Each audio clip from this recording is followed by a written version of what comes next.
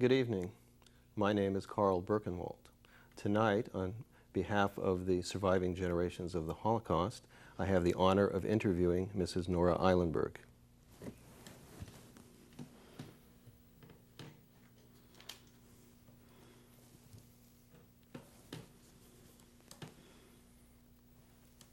Good evening, Mrs. Eilenberg. Hi. In order to put your experiences in some perspective, I would first like to ask you some questions about your life before World War II. What is your full name? My maiden name? Or? Your full name? No, Nora Eilenberg. And was that your name before the war? No. Well, my maiden name was Rosenzweig. Mm-hmm. And what was your name growing up, your first name? In Poland? Yes. Nadia Eilenberg. Nadia Rosenzweig. Okay. When and where were you born? In Lodz, Poland, November 10, 1916.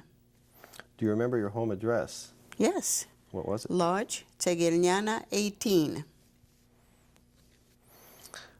I'd like to ask you a bit about your parents now. What were their names? My mother's name was Leah. My father's name was Hersch Leib Rosenzweig. Do you remember your mother's maiden name? Wunsch. My mother's name was Leah Wunsch. Mm-hmm. What kind of work did your father do? Well, my father was really a contractor, buildings. Everything pertaining metal in a building, balconies, doors, locks, handles, everything made of metal. My father supplied and built. The frame of a home, apartment buildings, villas, whatever. Did he have employees?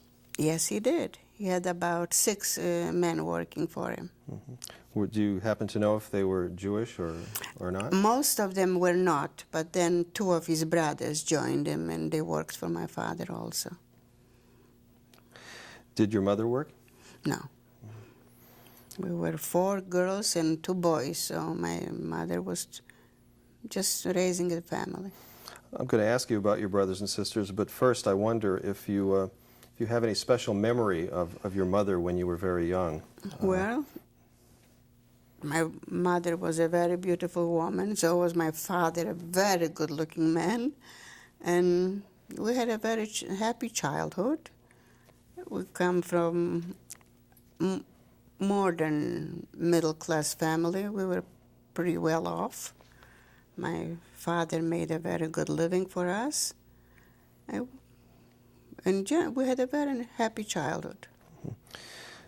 How many brothers and sisters did you have? I had 2 brothers and me and 3 other sisters. There were 6 of us. I see.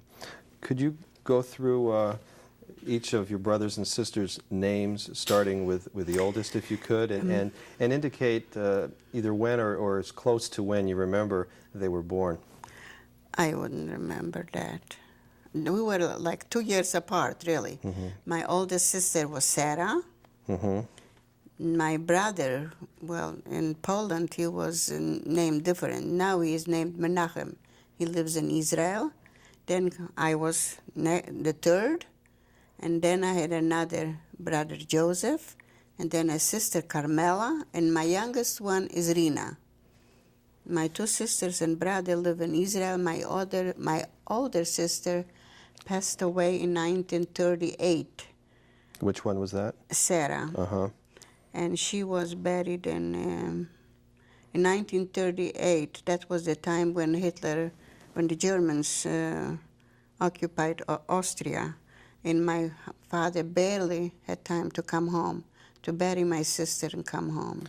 Do you recall approximately what year Sarah was born? I was 1916, my brother was 1914, then she was probably 1912. So your we brother... were like 2 years. I see. We all were 2 years, except my younger one was about 5 years younger. That was Joseph? No, my younger sister. The baby sister was about 5 years apart from my sister. What was Menachem's name in Poland? It's hard for you. I don't think you'll be able to. He had a nickname, Maciek. That's what he was called by everybody. I see. And the youngest was Rena, did you say? My younger sister, well, in Poland, she was called Regina. In Israel, they named her Rina. I see. And do you know approximately what year she was born? I think in 1928. So between 1912 and 28. Yeah, it's all a of you. big difference. Yeah, I see. right. Okay. Is there anything in particular about any of their personalities that, growing up, when you're growing up in Poland, that you'd like to mention? Well, my father made sure that we all got a Jewish education. My brother went, there was one Hebrew gymnasium, one in the whole city of Lodz. It was, of course, a very expensive school. Then he went there. My older sister also went to, we all had a Jewish education. And there were a few Jewish schools in Lodz. Which of your brothers went to the gymnasium? Menachem. He graduated, well, almost graduated. And then we all had, I don't know if a rabbi came to the house. For a while, for a few years, I went to a Jewish school, Borchov. There was a Borchov, but they closed them because they didn't have enough funding. So they had to close them one by one. My younger brother went to a Katzenelsons, also a Jewish gymnasium, but they also had to close because they didn't have the funding. So eventually we all went to public schools. When you mentioned the Jewish school, was that when you were elementary school age or older? Well, he went from elementary through the high gymnasium. In Jewish schools? Yes. I see. But we didn't finish because they closed the schools. I see. Were any of your brothers or sisters involved with music or married to anyone? Oh, yes. We had a piano in the house. We all took lessons. I played beautifully the piano. My older sister, we all had taken lessons. Did you have other relatives who lived in Lodz? Yes, my mother's brother, my uncle lived in Lodz. She only had one brother. My father's brother, he had one sister and four brothers, I think, or three brothers. They lived in Radom. One brother moved to Germany, and when the Nazis came to power, they, of course, deported him back to Poland. And do you remember his name? Oh, yeah. Isaac. They deported him to Poland, and he claimed he was so heartbroken that they sent him back because the Jews had a good life in Germany, that he said he would rather sleep on the streets and clean the streets than come back to Poland, but he had to. And he started to work for my father.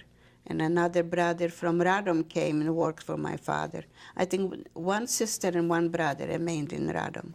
And what was the name of the other brother who worked with your father? Do you remember? Abraham, Isaac, and Jacob, I think. These were your mother's brothers? No, my mother had only one brother. Oh, I my see. father had three brothers and one sister. Oh, I see. Eventually, they all came to Lodz, and my father had to see that they made a living. You mentioned that your family had a pretty good standard of living. Could you describe where you lived? What it was like? We had an apartment. They were big apartment buildings. We had I think we had 2 bedrooms and big, like a salon, big living room, dining room, kitchen, and bathroom. And that was considered pretty good. I mean, very convenient, comfortable living. In the summer, when the school was out, my parents used to rent cottages in the country, and we spent the summers there. And my father even bought a little orchard for us to play. We had camping. We were camping over there. we had a good time spending the summer. When you spent your summers in the country there, did you have a chance to meet many of the local people? Oh yes, we played with their children. We worked. We helped them pick up the crops in the summer. We pick up the hay wagon. We had a good time with them. But at the same time, the Poles were very anti-Semitic.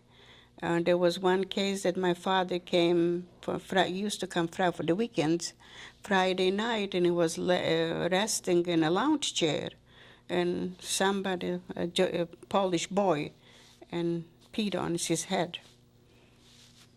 They made a living. We paid them good money, and at the same time, they hated Jews. Was your family very religious? My father, I wouldn't say he was not too orthodox, but he prayed every day. He went to the synagogue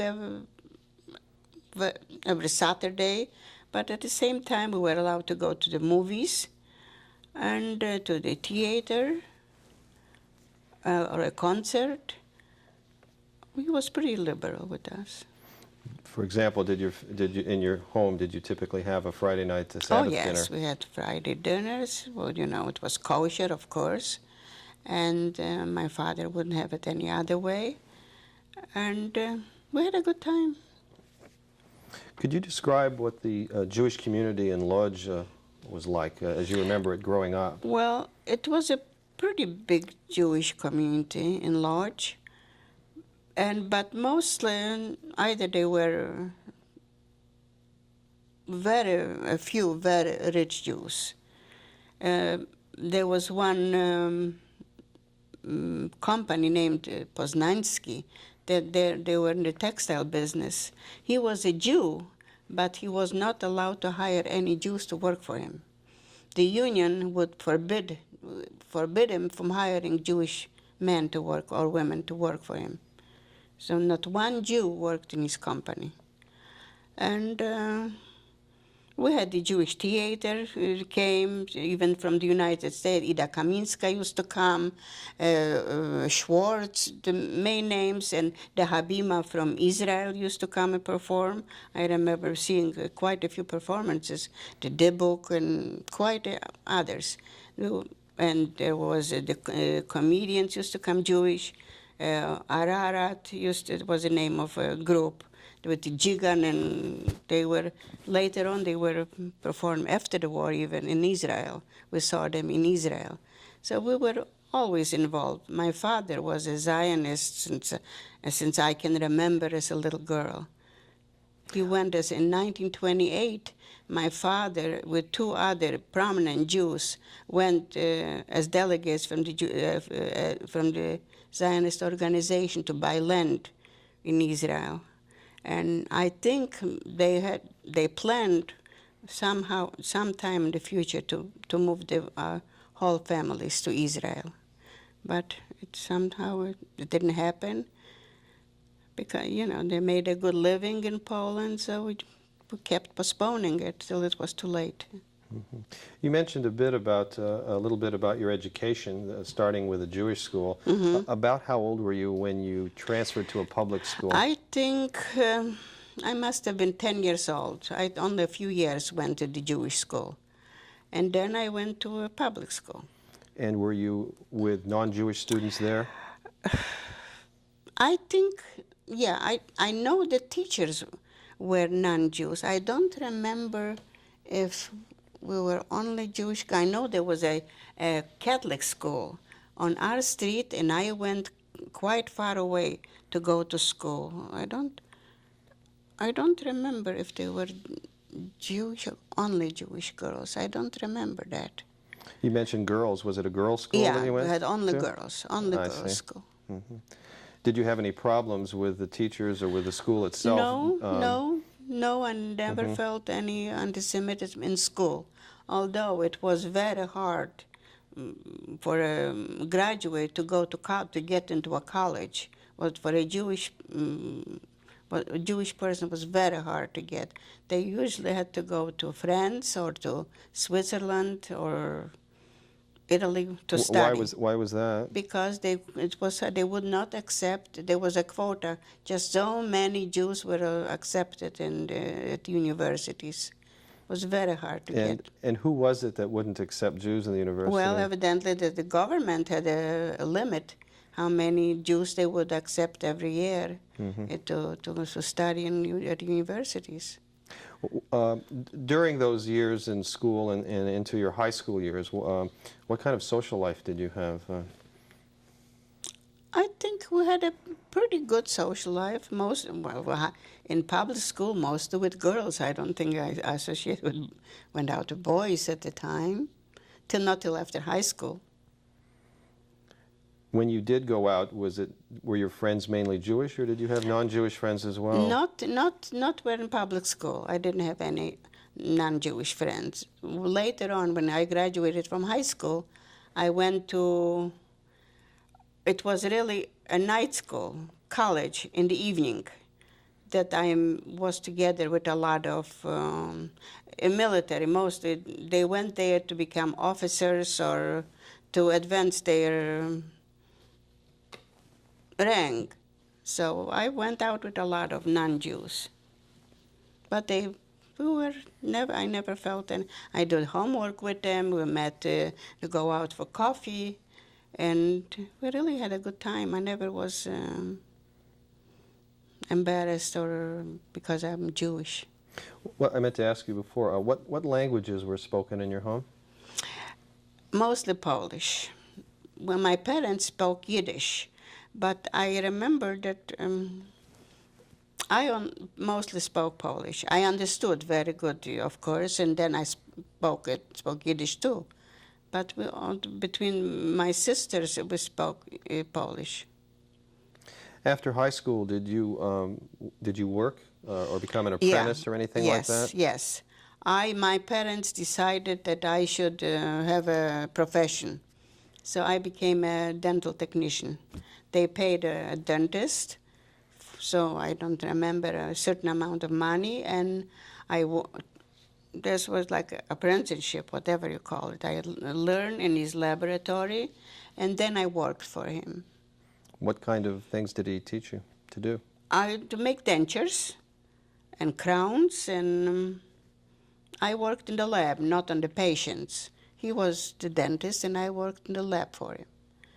I worked there till even when the war broke out. I still worked there. How long was your apprenticeship? I think about a year. And then I got paid already, and I worked for him. Approximately what year was it when you began to work for When did I pay? become 18 years old? Well, the war broke out in 1939. Maybe 1935, 1936. Till 1939, I worked quite a few years. Do you happen to remember the dentist's name? Yes, his last name, Tuchschneider. Do you happen to know what became of him? Yes, I do, because I met his son after the war. Yeah, of course, he perished with his wife. And the son I met in Israel. The son had an office in Israel. I went to visit him in Tel Aviv. Did the son tell you where his father had perished? If he told me, I don't remember. What kind of relationship did your father and your family in general, but especially your father, have with non-Jews in My Lodz? father, well, the people that worked for my father were mostly non-Jewish professionals. And my father did a lot of work for non-Jews. Whoever made a contract with him to build a home, he had a good relationship with him. You mentioned the anti-Semitism that existed in Poland. Do you remember? Absolutely. Do you remember any particular incidents? You already mentioned the incident with your father in the country. Do you remember any other incidents? I didn't have so much experience as my husband did, because he was in business and he had to deal with a lot of Polacks. I didn't have deal directly with the Poles. Whatever I had, my friends, I didn't experience. They were nice, really. We were good friends. Did you have a boyfriend before the war began? I did have all kinds of boyfriends. Always afterwards, after high school, I had all kinds of boyfriends. And you also mentioned your husband. Did you know him before the war? Yes, we were engaged before the war. When I met my husband to my friends, I think I told you her name was Esh. She had an uncle, Shalom Esh was her uncle here in the United States. And she was my girlfriend, and happens to be my husband's girlfriend. In her house, I met my husband, and in 1938, we dated for a long time. We got engaged in June 1939. 1939, and the arrangements were made that we'll get married in December 1939. And in the meantime, the war broke out. Was this engagement and decision to get married a decision that the two of you made, or With parents, they were invited to each other's homes. I met the parents. They came to our house, and we decided that we'll get married in December. And of course, we planned a big wedding. I was preparing my trousseau to get married, but when the war broke out, September, August? When did the war started? What date? September. We happened to be in a cafe house.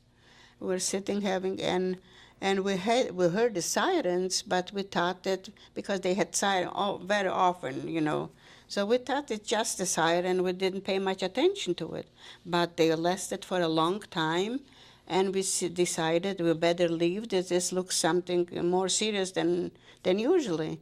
And as soon we left the cafe, we went home, and that's next morning the Germans were in Lodz already. Well, about what time of day or night was that? It was about 11 o'clock in the evening when we had heard the sirens. And you were with? I was with my future husband. And what's his name? Sam. His name over there? Yes. Well, we call him Shimek over there in Poland. Uh-huh. His real name, Hebrew name, is Simcha. And then his last name? Eilenberg. And in the morning, we heard that the Germans they didn't demolish too much, just a few bombs, not really very much damage, but they were already in Lodz. And as soon as they came, the first thing we heard through the loudspeakers that all men have to go to Warsaw, no matter how, by foot, by horse, by train, to go to defend Warsaw. And of course, all the men, my father, my brother, one of my brothers was in the army. He was mobilized just before the war. Which brother?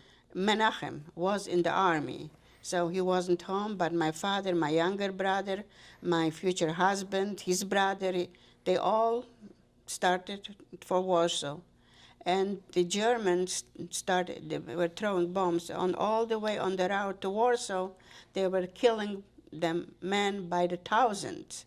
And the city was left with just women and children. Who was your younger brother that went? My younger brother with my father. His name again? Joseph. And do you remember Sam's brother's name? The one that is in Israel, Abram. He also went to Warsaw. Well, he went to Warsaw, but then they never came back. He went all the way to Russia. He stayed in Russia through the war. Now, during the time that the men were going to Warsaw, what were you, your sisters, your mother doing? Well, what we were doing, going every day, the Red Cross have kept announcements every day on the walls of the Red Cross, names of the people killed. And that's what we did every day, checking who got killed. But my father and brother came back after 3 days. My father said, if I'm going to die, he wants to die in his own home. But my future husband didn't come back till after 3 weeks. He went all the way to Warsaw, waited till had to stay there till to the attack on Warsaw, to the Germans, bombardment of Warsaw. And when they occupied Warsaw, he decided to come back. Now, so when he came back, you found out from him what had happened, but while he was gone, did you have any idea what was going on with him? No, I had no news whatsoever. He was not on the list of the dead, that's all we knew. Mm-hmm. But we didn't know whether maybe they didn't find him yet. Till he came back, we had no knowledge where he is and what he's going through. When the Germans first invaded in September of 1939, was that something that you were expecting or had thought much about? No, we didn't know that the Polish government was busy just before the invasion by the Germans. The Polish government decided to paint all the buildings, had to paint it white. That was their function. Just before, instead get ready for the invasion, they were busy ordering every owner of a building, to paint the fences and the buildings white. That was their function. The first thing the Germans came, they sealed all the businesses, the Jewish businesses.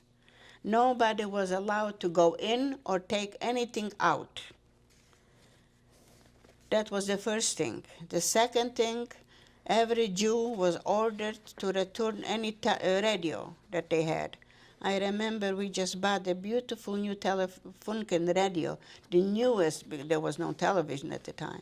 There was the newest model. We had to turn it in. The telephones were turned off. We couldn't use them. All bicycles had to be turned in. My younger brother, he was a boy of 18 years old, or 16, how old. He just got his first new bike, and he had to turn it in. That was who, Joseph? Joseph. He had to turn in the bike. Okay. Well, and then everybody was ordered to wear the yellow star with the sign Jude on it. I think it was in the front and in the back. So they would be recognized. And of course, no Jew was allowed past after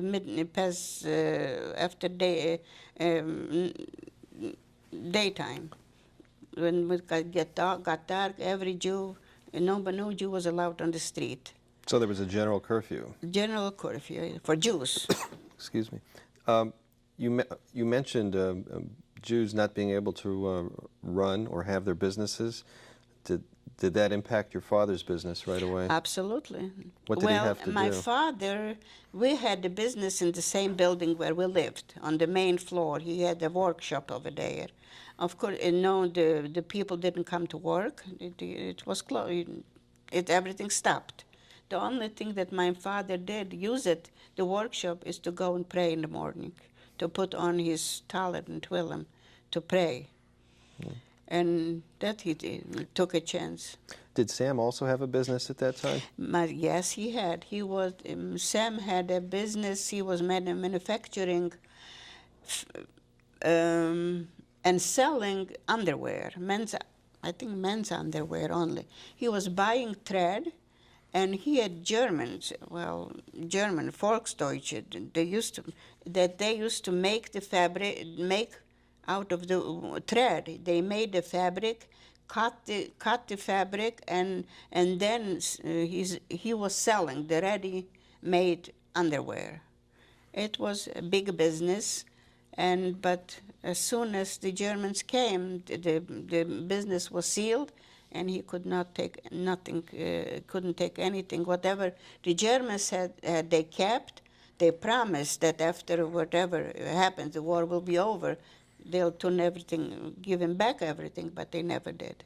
Did the Germans take any possessions from Jewish families? Well, the first thing, there were a lot of Polacks. All of a sudden, as soon as the Germans invaded Poland, they became Volksdeutsche. And our neighbors, came with a soldier, with a German soldier to our apartment. One wanted the piano, another one wanted the grandfather clock. The next day another came, he wanted the Persian rug. or we had a beautiful credenza with beautiful porcelain and crystals. So they took anything they wanted. As long as they had a German soldier with them, we couldn't do anything about it. We had to give it to them. Do you happen to remember the last name of any of those neighbors who did that? No, I wouldn't remember. But before the war, we had a nice, we made a good living. I remember many nights that we had a concert in our own home. My brother-in-law was a famous piano player, and he had friends. They played the violin, and they came to our house, and we had concerts in our home. And I remember we had the windows open, and all the neighbors were sitting in their windows listening to the music. They appreciated so much. They were so happy because some never had an occasion to go to a concert to have so much fun. During the early period of the ghetto, did the Germans, or even after that, as the months went on, did the Germans treat more religious Jews any differently than less religious? Absolutely. I say more religious in terms of what people wore as clothes and so forth. Yes, as soon as they found a Jewish with a beard or with a yarmulke, they stopped them on the street and cut their hair or the locks off. That's one of the pictures they show. You're referring to the monitor here on my right. Yes, that's what they did. That's what they did. Did you ever personally observe that yourself? Well, I know that on others being done to others. My father had just a little goatee, and he was stopped. He was stopped. They cut off his goatee. My father, it happened when I was getting married. In this December 3rd, when the wedding was in our home, my father decided to go to have the wedding. He said that he'll have one child less to worry about that once we're married, and the wedding was supposed to be in our home. And one of my husband's uncles performed the marriage. He was a very learned Orthodox Jew, and everybody, the people, his brother, whoever had to come to the wedding, they were detained because they grabbed them on the street for work, for whatever they thought of, to cleaning street or whatever, anything to sweep the streets, just to punish them. And my father was even detained. Do you remember the name of Sam's uncle who performed the ceremony? No, I don't remember. How many people attended your wedding? Just a few neighbors, because people were afraid to come. His brother never made it. And my father came late because he was doing some errands. And just a few neighbors. Mm-hmm. Whatever my father could get on the black market, maybe some meats or geese or whatever, to make it whatever they could get was possible to get. So you mentioned December. I don't recall if you said the date. What was the date? December 3rd, we got married. Okay. Could you describe do you recall the ceremony itself? Can you describe that a little? It was a very sad ceremony. I didn't have, my daughter asked me, Mom, what did you wear at your wedding? I don't have no idea what I wore at my wedding. No idea. It was not a very happy thing. It was a wedding. But I had no proof of my wedding either. I had no documentation. I had nothing. It just, for God, I suppose, a religious marriage. And I don't remember. I had no idea, because whatever nice thing I had made for my wedding, I sent away to Warsaw. I remember I went with my girlfriend. The first thing I took all my pictures, family pictures, all the albums. First, I took a whole suitcase with pictures. I took all my trousseau. I had made beautiful gowns and things. And suitcases with money, zlotys, Polish zlotys. We hired a horse and buggy, and we went we planned all of it. His brother older brother was already in Warsaw, and we planned also to all to go to Warsaw. We thought that Warsaw will survive, defend itself. And I took suitcases with Polish zlotys, which were worthless already. And I traveled, I think, a day and a night to be close to by buggy, horse and buggy, and I left everything with my girlfriend's cousin, and we were supposed to get there and take everything, but never happened. We never left the ghetto anymore, and Warsaw was destroyed. Nobody. Were you in the ghetto when you were married? You were already in the ghetto, No, or this was it before? wasn't. No, 1939. Yes. And you mentioned that it was not happy, the wedding. Could you explain a little more what you mean by that? Well, it wasn't. The circumstances were not literally happy. My father was missing. His brother couldn't make it. It was we did it because my father really said that he will have one child to worry about. We didn't know what's going to happen. Maybe one will be parted. My older brother wasn't home. He was still missing from the army. He didn't come home yet, and my older sister was dead, and my two younger I was the oldest at home, and then my husband stayed with us. Mm-hmm. They gave us one bedroom, and we stayed. It wasn't happy because just the circumstances didn't allow it. Too much was happening. Too many bad things were happening to us. You mentioned before people being afraid to come to the wedding because they might be grabbed and taken to work. Right. Did the Germans take Jews away for work details? Absolutely. Even before the ghetto, I mean, was that going on? Yes. In Lodz? Yes, constantly. Anybody, God forbid, if you were out before the curfew, then they took you, whatever. My father, quite a few times was taken unexpected to work. Now I would like to ask you some questions about the ghetto. Was a ghetto established in Lodz itself? Absolutely, yes. And I think by January 1940, there were orders that by April 1st, everybody had to move to the ghetto. We had to leave everything. We could only take whatever we could take with us and go to the ghetto. Who issued those orders, do you know? The Germans, the Nazis. And how did you... The SS, Sturmführers, whoever. I think Himmler was in charge of the Polish, of Lodz, whatever, Poland. How did you hear about the orders to They go to were the ghetto? all announcements on the streets all over. Everybody from then mouth to mouth, we heard about it. And I think, I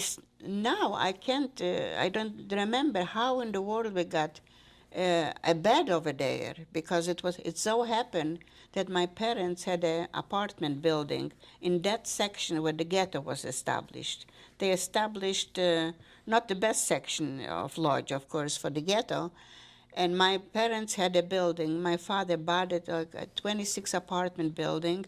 So when he retired with my mom, so they'll have a nice income. I never planned on living there, but when we had to go to the ghetto, my parents, I think my mother, my father, my brother, my two brothers, and then we had already my nephew, my sister's little boy, lived with us. They were 8 of them. They got one room. I got, with my husband, one small room on the 3rd floor, and my father was allowed to keep one room to put his workshop in. He transferred all this machinery to that workshop, but that he did thanks to our Polish workers, the people that worked for us. I think they were the ones that helped him transfer all this heavy machinery to the workshop, to the ghetto. And then whatever other people did, they took, if they had a little carriage, whatever they could put it on, or a sled, whatever they could take with them. That's all they were allowed to take. Because You mentioned that the ghetto was not in the best part of the city. Was there a name to that area of Lodz? Baluti, it was called Baluti. And our house was on Ribna 16. That's where we lived during the ghetto. You also mentioned among your relatives who went there, your nephew. What was his name? Well, his name was Risha. Oh, I don't know. And which sister of yours was his mother? Sarah, my oldest sister, the one that died in Vienna, was his mother. And my parents raised the father, my parents raised the little boy. He stayed with them. When did you and your family go to the ghetto? Well, we had to be there by April 1st. I remember for Passover, we had to be in the ghetto already. We were there, and then there were certain streets that were for the ghetto, and so they built bridges. The Germans built bridges in the ghetto, so in order not to, God forbid, not to touch a German person. So they built bridges, so they were up big stairs and bridges that we had to climb to go on the other, like to visit a sister or Sam's brother. We had to go over the bridges in order to visit them, if they wanted to come to our section. Just one more question about your move to the ghetto itself. Do you remember what you actually took with you? Well, what I took, probably my personal, whatever I could take with me, what wasn't transferred, or the beds, the bedding and clothes. And I'm sure the beds, evidently, the Poles helped us get them over there, because we didn't have any other form of transportation. We didn't have cars. We didn't have anything. So I imagine that only what we could carry with us, that's what we took. Were non-Jews allowed in the ghetto? No. That's where they lived, in the street, under the bridges. There were some Poles were left there. We had no contact. My father, thanks to his profession, was allowed to go out from the ghetto almost every morning in the beginning. And he worked for the Germans. My father was very handy, and he could do anything, and they needed his help to build things or open locks or whatever, plumbing. He was very handy. He could do anything. So and for that he got more food, and he brought with him, more supplies for the family, better rations. Could you describe what a typical day was like for you in the ghetto in the first months? The first month, first of all, there was a man, Rumkowski, that he became the mayor. What was he, mayor? The eldest. The eldest was called. The city Lodz was changed to Litzmannstadt. It wasn't anymore Lodz. Became a German city, Litzmannstadt. Rumkowski became the eldest, probably like a mayor of the ghetto. And he had all the power. Of course, he took orders from the Germans, but he had all the power. And in order for the people to get food, any rations of food, they established resorts, like workshops. When I had to work, I didn't know how to sew on a machine. I had to learn how to sew on a machine, and I was put in a resort where they made leather coats for the Nazis, green coats and the black coats. I worked there. My husband worked with furs. He had made furs for the Germans.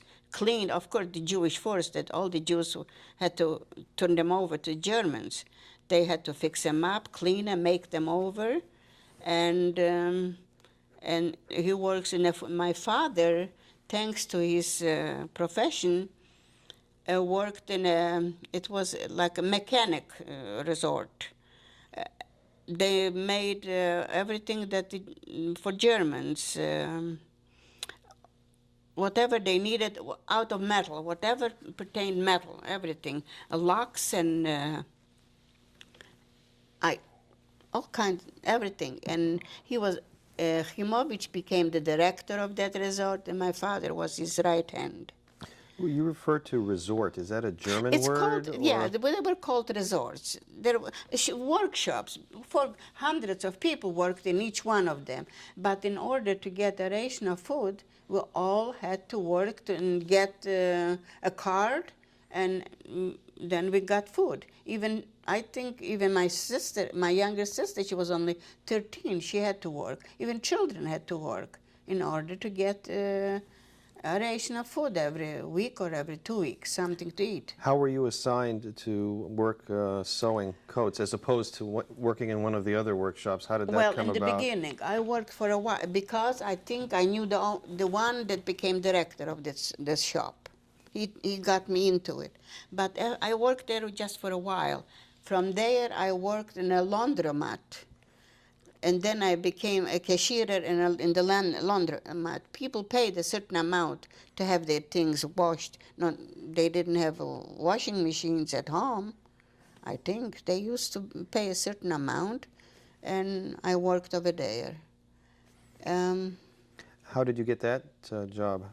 Through knowing the right people, knowing the right people. And Sam working? Sam worked, he had a very good job. How did he get his job? Well, everybody had to work, no matter, one worked in where they cooked the food. That was the best job, to get a job in a kitchen where they cooked the soup, because everybody that worked got a soup where they worked, I think.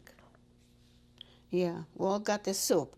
And then we got rations for to take home for every week or every 2 weeks. We got a certain amount, maybe one loaf of bread for a week per person, and maybe so much sugar per person. Of course, very little. I think I mentioned that my little nephew, Risha, once ate the ration of sugar, the whole family's sugar up at one time. And he got such a beating that to this day, I can't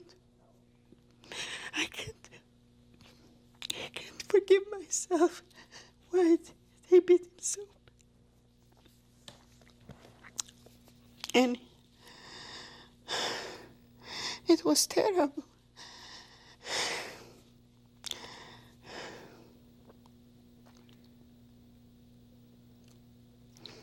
When somebody from the family came to visit us, it was supper time. We were hungry, but we held off the dinner because we couldn't eat without offering to his father or to my father something. Because if I gave it mine, I wouldn't have it.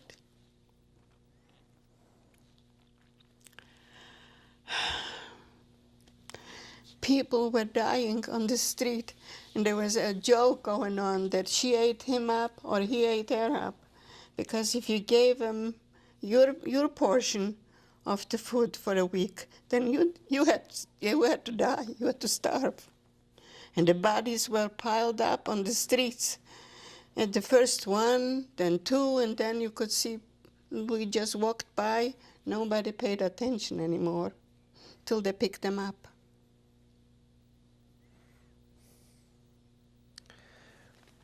I'd like to ask you just a couple of questions about Romkowski. You mentioned him before. Do you know how he became the elder? Well, first of all, he was a prominent man even before the war. He was director of an orphanage in Lodz, the Jewish orphanage. And he was an educated man, very... They evidently, the Germans figured that he would fit, but of course it wasn't easy for him to run a ghetto where everybody was complaining, everybody blamed him for many things that he was not responsible for, he couldn't help it.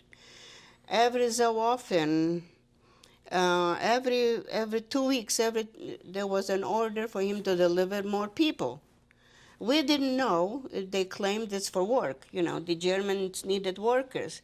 So in the beginning, he used to, single people, young people. When they ran out of young people, a lot of them died in the ghetto. A lot of them went to my brother, 18-year-old brother,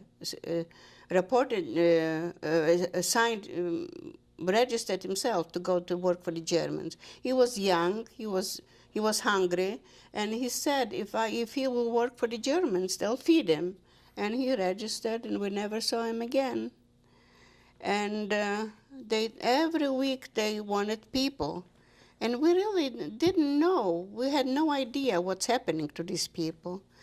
And then one day there was an order for everybody to come. There was a court in the middle of the building. Everybody had to come down, young and old. Everybody had to come down, and they called it selectia, to select people that an assessment came and pointed out this has to come. And my mother didn't look very good. She was only in her 50s, but she aged a lot with what happening.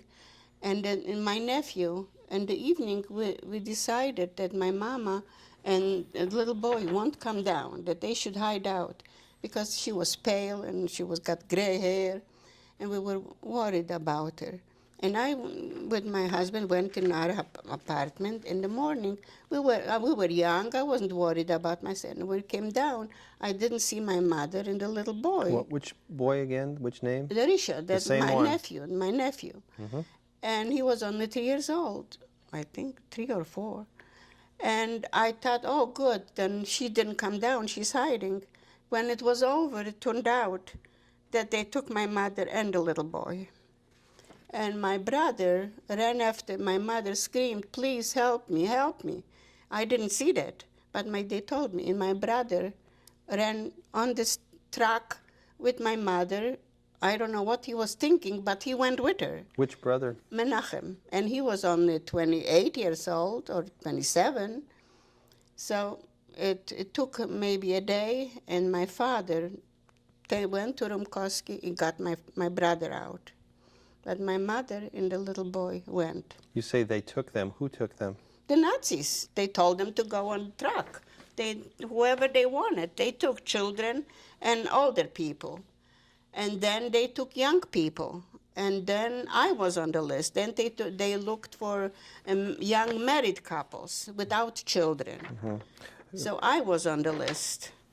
Then I was on the list that I think they gave me a day or two to come to this place, and so I was suppose my husband Sam said he's going too. He's not going to remain by himself, and so again my father, we were hiding out in that workshop that my father had on the first floor. We stayed there I think for 2 days. And my father again went to Rumkowski and got me off the list. If I could ask, how do you know how your father got your brother Menachem off the list the first time, and how he got you off the list? Because my father had influence. He went to Rumkowski, was the eldest, and he was in contact with the Nazi, with the SS Sturm people, and he got them out. Thanks to Rumkowski. See, he was bad. A lot of people had complaints, but he did a lot of good for us, personally, for my family. If I could ask you one more question about Risha. You mentioned before that you felt guilty and that your family felt guilty about that. Why did you feel guilty? Because he got such a beating. Mm-hmm. My father beat him up. Mm-hmm. He was just a little boy. He was hungry. He didn't realize, that he's not supposed to eat more than his share, and then so he wouldn't do it again. It's embarrassing that the times where the people had to do things like that we were forced to do such terrible things to children, to beat them up because he ate a little more sugar than he was supposed to. When your mother and nephew didn't return, how did that affect you personally? Do you remember? When my I didn't talk for weeks. I just was melancholic. The doctor said that I'll come snap out of it, but I just didn't react to anybody, to anything, for weeks. I just couldn't respond. And then other things were happening. Constantly things were happening. They took my father to it was a cripple, the German police station. They sent a Jewish policeman. We had the police. We had a Jewish police force. We had the police, and then above them was the Sonderkommando. So evidently somebody that knew my father from before the war, they knew that he was pretty well off. One day they came and took my father to that cripple, and my father got a terrible beating over there. And they beat him up because they knew that he has gold pieces, like $12 and $20 gold pieces. They knew that. Who beat him up? The Germans, the German police over there, the cripple. This was called the cripple, I don't know, German police. And then, so finally, they let him go home, and of course he had to turn in whatever he had. It was sewed in a coat or something, so he had to give him back. And not long after that, my husband was taken to the cripple. And he was, again, first they beat him for a day, terrible beating, and then he asked them, why are you beating me? What do you want from me? And they demanded, they knew that I had a fur coat before the war, that we should turn in that fur coat. And we had given that they were orders to turn in the fur coat. We had a receipt at home that we turned it in already. So they let him come home with a policeman, and he went back and showed them the receipt that that fur coat was turned in already. Then they let him go. But first they almost beat him to death. We'll take a brief break now. Okay, good.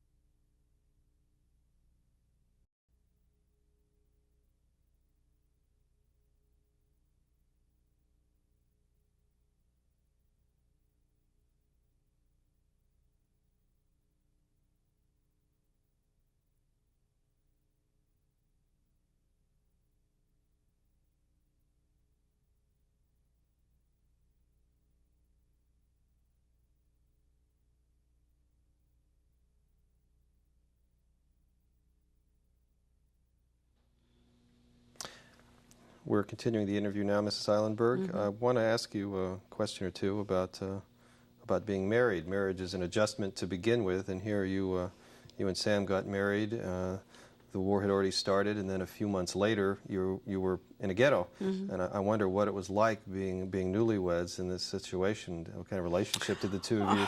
Were the two of you able to develop and so forth under those trying circumstances? Well, the everyday life was so complicated with so many problems to adjust that we adjusted pretty good to each other.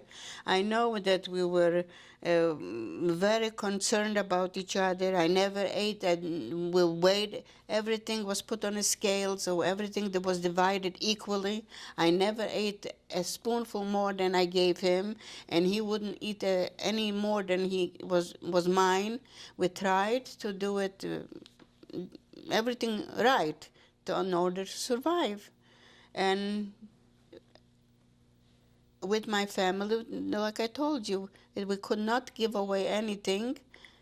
When somebody came to visit, we had to wait till they left. Maybe they waited to be asked for dinner or for lunch, but we couldn't afford it, because if we gave them, then we wouldn't have. That's how life was. It was very harsh and unbelievable. What kind of things did you and Sam talk about in those days in the ghetto? Well, in the beginning, they tried to put all kinds of. We had a theater, we had young people performing and having concerts in the park. Just in the beginning, it didn't last very long, because a lot of people were dying day after day. More people were dying on the streets. Life was very bad. We had electricity, but we had no coal. For the winters were very cold. We had no other heating but coal and wood stoves, and everything made out of wood was taken apart. Fences, wooden fences, doors. Some took doors out of their own homes in order to heat their rooms. And people were falling sick. The typhus was rampant and diphtheria. People were dying like flies. There was a hospital, but what do you want me to talk about? My girlfriend or about my husband? Well, I wonder first what kind of medical care was available in general in the ghetto. Well, in the beginning, they kept a hospital. There was a mental hospital in the beginning, the one that originally was there. And one of my best girlfriend from my school, from my public school through high school, my best girlfriend, she was married already, and she was mentally sick. We went to visit her in the hospital, and she was bunched up in a corner in a one room, and she was shivering, and she didn't respond to us. When we went to visit her the next time, all the people were gone. They took all the mental ill people and they sent them to be cremated. What was her name? Pardon, my girlfriend? Yes. Zhenya Volańska. And when you say they took these people, who? The Germans. The Germans eliminated all the patients. Everybody was gone. Nobody knew when it happened, how it happened, but all the mental patients were gone. Do you recall what year that was? It maybe 41. They didn't bother too long with the mental ill people. Not too long at all. My husband got sick shortly after. He had terrible pain, kidney pains. And we had a friend, a doctor, one of the best urologists in the city. And he came first. We went to his house because he didn't have an office. He didn't practice anymore. He practiced in the hospital, and he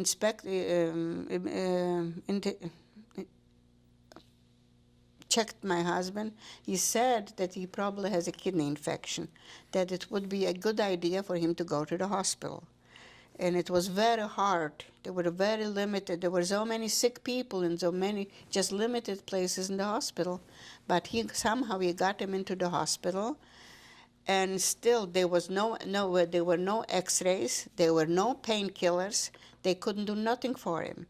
And he was such a good friend that we went over there. He showed me all the medical books with all the pictures, and he told me that for a doctor, if he can't tell for sure without X-rays what wrong, my husband was in terrible pain, unbearable pain, that he has a right to open the patient and see what's there, and if everything is okay, just close him, sew him up. And somehow, thanks to our friends, German friends, out of the ghetto, somehow they smuggled in some morphine for my husband to kill his pain. And the operation was scheduled, let's say today, for tomorrow morning. He was prepared for opening and the removal of a kidney probably.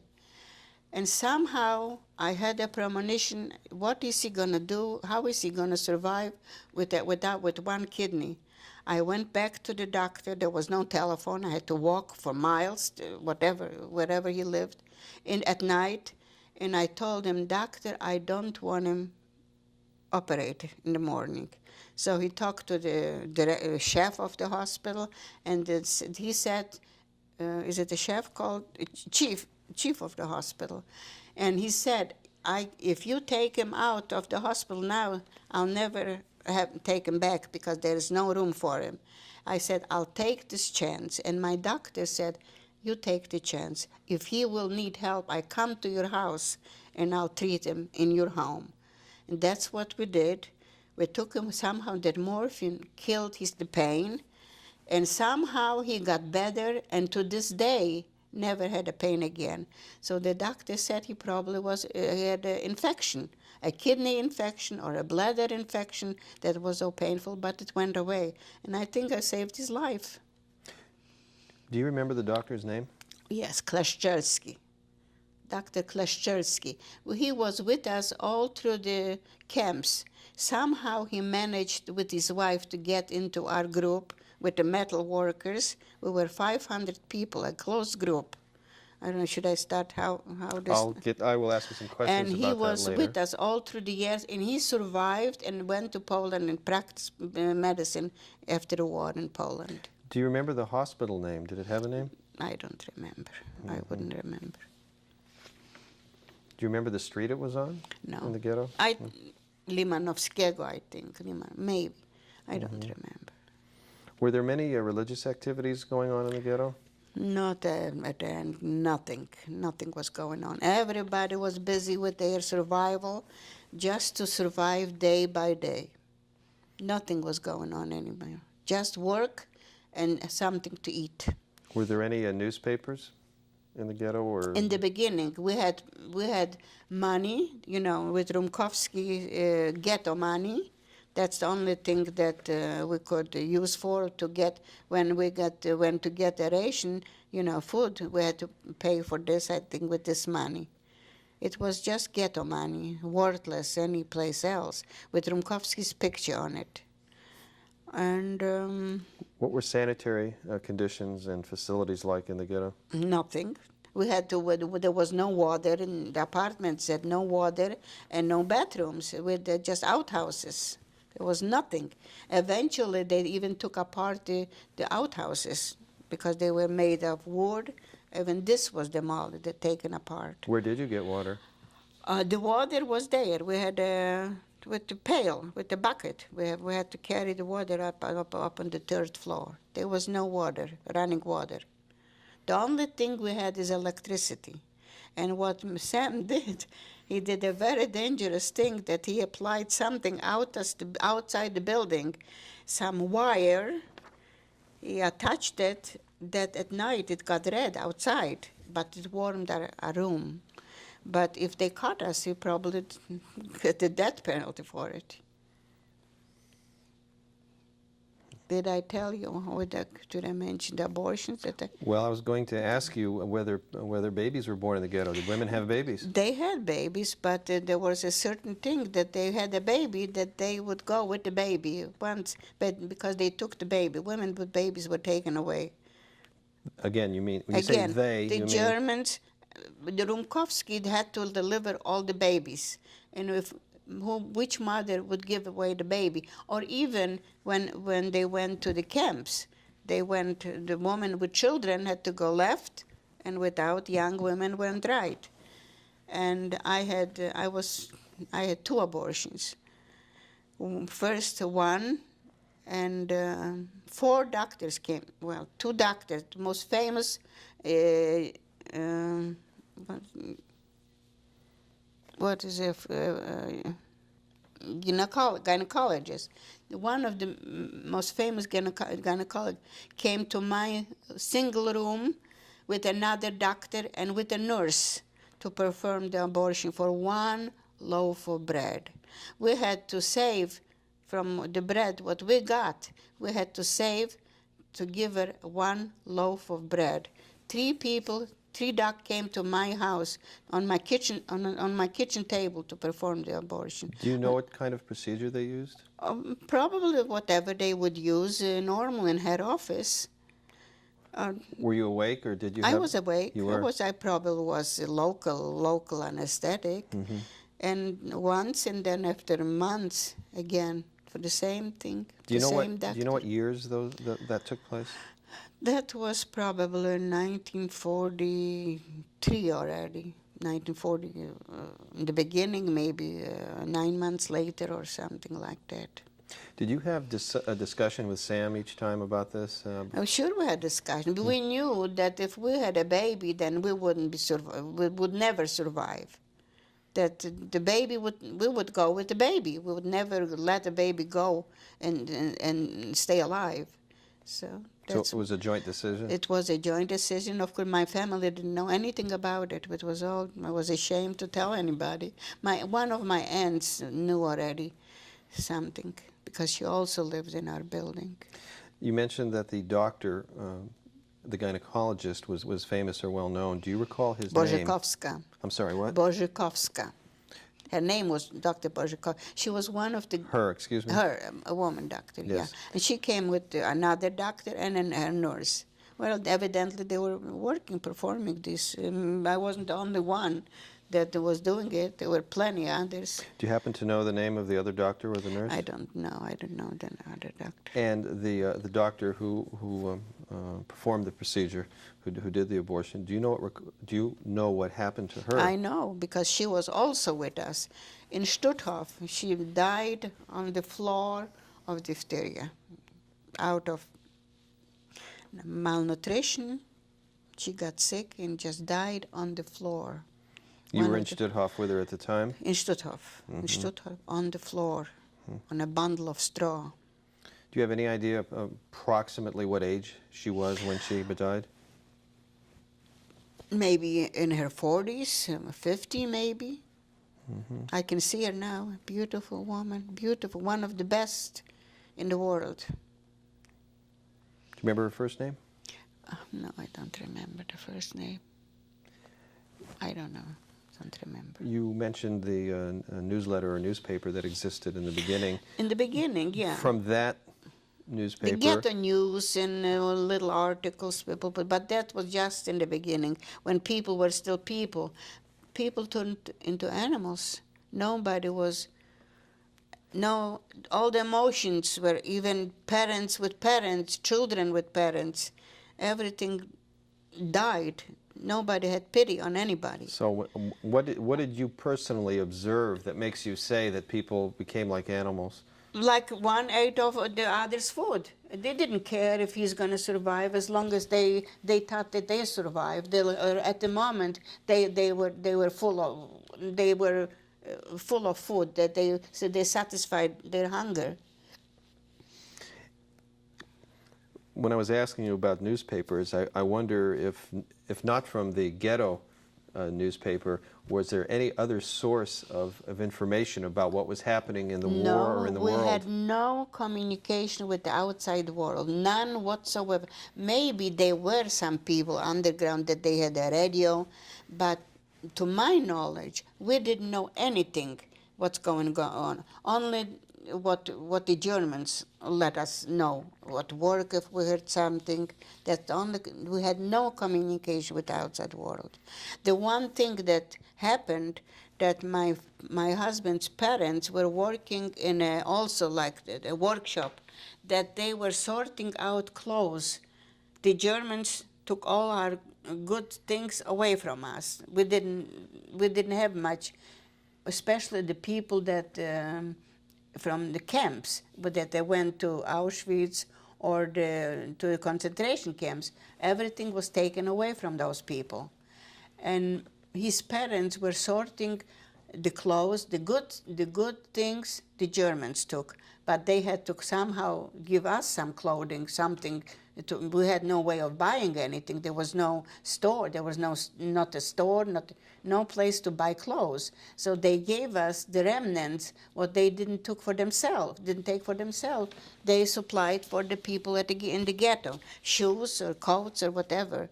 And mostly regular, and his parents found Sam's brother's suit with his picture in it. The parents found their own son's suit with a picture in his pocket.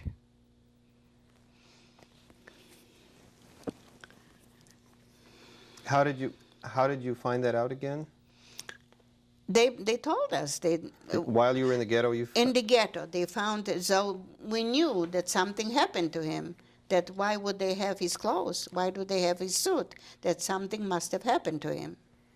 But they had no notion about an Auschwitz, about crematorias. We had no idea. Even when we went, when they put us on the freighters, we didn't know where we're going till we got there. Because we had Bibov.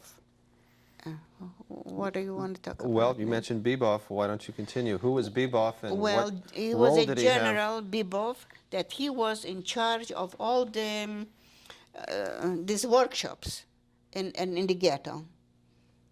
Some claim that they saw him shoot. Even I know some that a friend of ours. He said that he saw himself that he shot a Jew on the street. I don't. To me, he is like Schindler.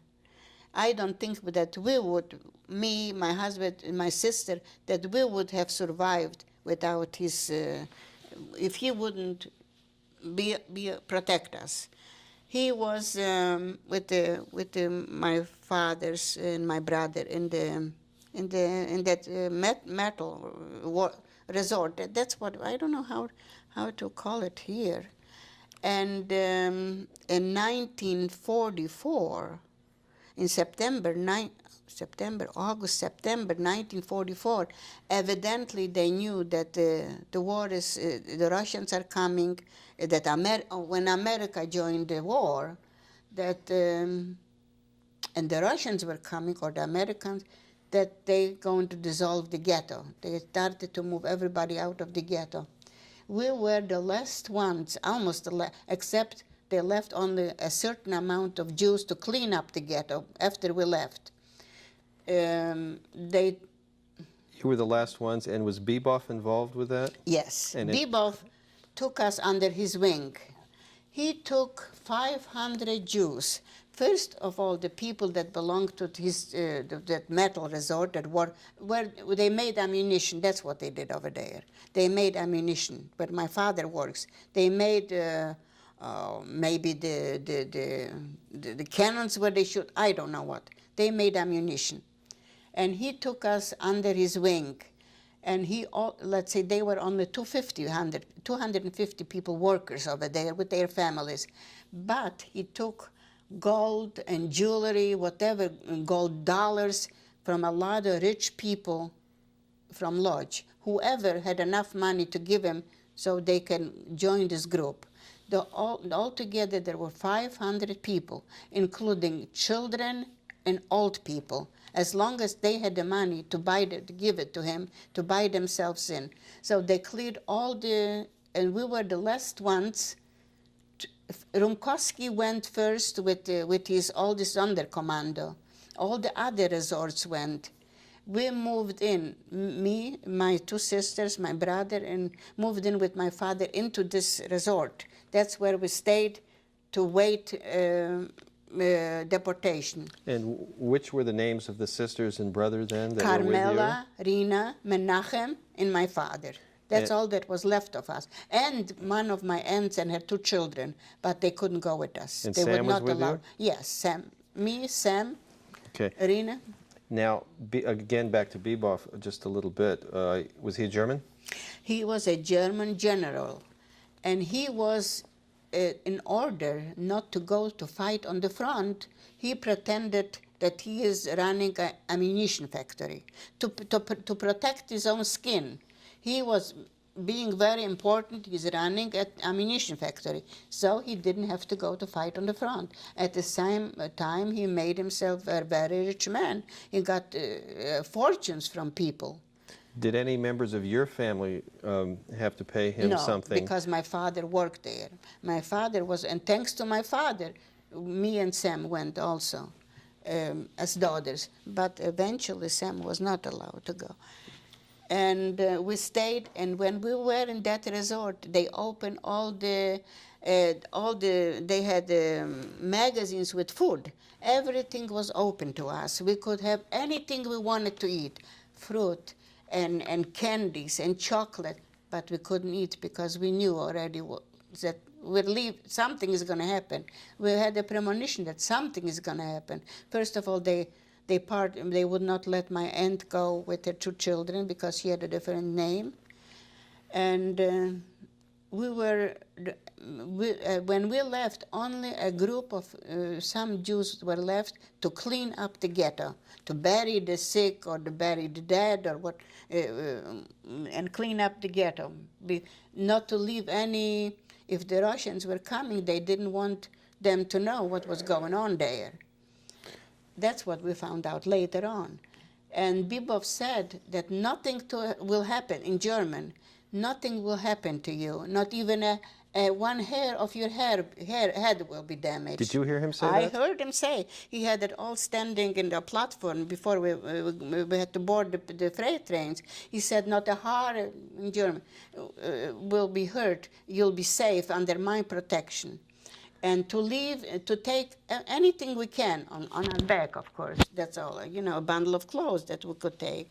And then they put us in the freight trains. And we were just standing room only, like sardines.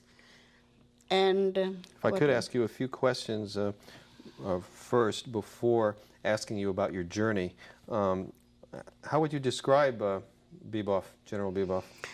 He was nice to us. I mean, physically. He physically was a handsome, blonde German, sturdy build, in a green uniform, on his horse. He was to us, he was nice. He was nice. Eventually, of course, he ran away with the fortune, and he was executed. But I don't think that we would have survived, because as I go along, we had a few good months with him in Dresden.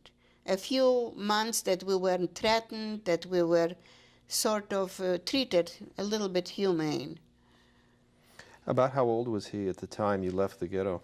Who? Bibov. Bibov? Oh, I have no idea. He was maybe 40, in his 40s, probably, a very robust, healthy man. Do you recall the date that you left the Lodz ghetto? End of August, September. I think it was already September when we left. Of what year? From 1944. Mm-hmm. From there, with the freight trains, we went to Auschwitz. How long a trip was that? Oh, probably a whole day, I think. When we got to Auschwitz, again, they told us to leave everything, our bundles, on the train, that pretty soon we'll go back on it, then we can take it. And when we left the trains, we saw columns of women walking, shaven heads, and with uniforms, with the white and blue uniforms. And we thought that they were from a mental hospital, that we still didn't know what's going on. We were so dumb. But then some people found pieces of paper in the cracks on the train, that you're going to die. And we still somehow, and they took us, and they counted us, 500 children and old, young and old. And they didn't take us right or left, just be counted, and they took us to a certain place, and they told us to undress, and they shaved, almost all the women had their head shaven, completely shaven. Who was with you at the time? Just the other females? My two sisters. Which sisters The men again? went with men. After they let us through. Oh, these are my two sisters.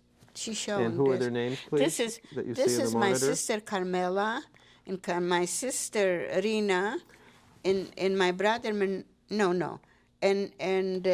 another sister, an adopted sister, Rena. Let's go now. So you said that you were shaved? Pardon? Did you say you were shaved? You were starting to They describe let us, that? they counted 500, but men went, they said we have to take a bath. So we went here and men went there. They shaved all the women completely, and my wedding ring, my hands were swollen. I could not take off. We had to turn all jewelry, anything anybody had. They even looked in their mouth if anybody had a crown or a silver, a gold filling. They dug it out. I couldn't take my ring off because they saw it open and took my wedding ring off. And they took all our clothes. All they gave us is a blouse with a skirt, not even underwear, nothing. All I had left is my shoes. And we were lucky because me and my two sisters, they didn't shave our heads. They cut, my youngest sister had beautiful long braids. They cut her hair just short. And that was the jealousy of all the women, why they left us with our hair. They couldn't understand why we were so lucky that that was the worst thing. Do you know why that was yourself? No explanation. I don't know why. They just let our hair short. You mentioned that you showered. Where was that? We didn't even shower. Oh. We didn't. This was the place where they put the crematoria where they cremated people, but we didn't know. They didn't let anything go. We didn't even have a shower. They just took it into this room, and we didn't take a shower. And but this later on, that they used the cyanide to cremate the people. How did you find out that they used the same building? Later on, I found out. From there, they took us to barracks. It was night already, and they told us.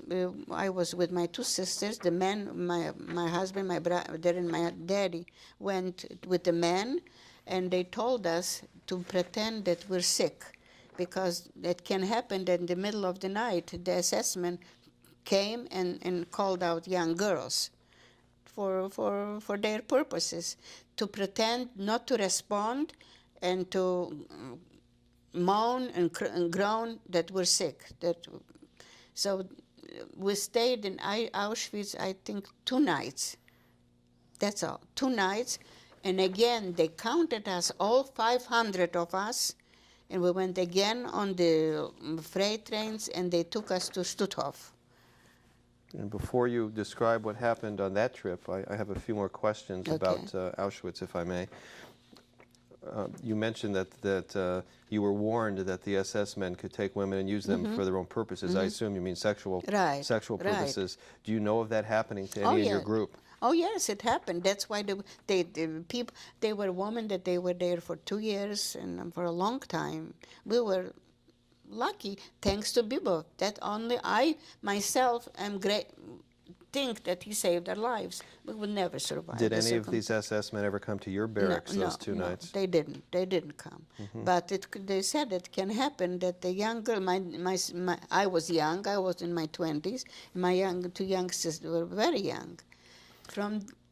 What were the barracks like that you slept in at Auschwitz? In Auschwitz, we had some, what do you call, bridges? Yeah. We slept on something, I don't know, maybe a mattress. We didn't pay. We got a soup, and that's all. It wasn't very good, but we didn't stay long enough. The main thing that they didn't separate us. We were grateful that we were together, and then we were together with the husbands and my dad and my brother. So we didn't know what's going to happen.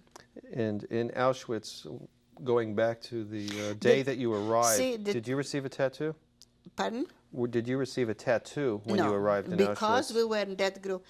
I forgot to mention, when we came to Auschwitz with the freight train, when the train stopped, there was a beautiful iron gate with wording, Arbeit macht frei, like work makes you free, and music was playing.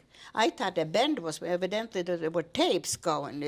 They are beautiful marches, and I thought, my God, we're coming to a nice, beautiful place. We saw trees and gardens in the front.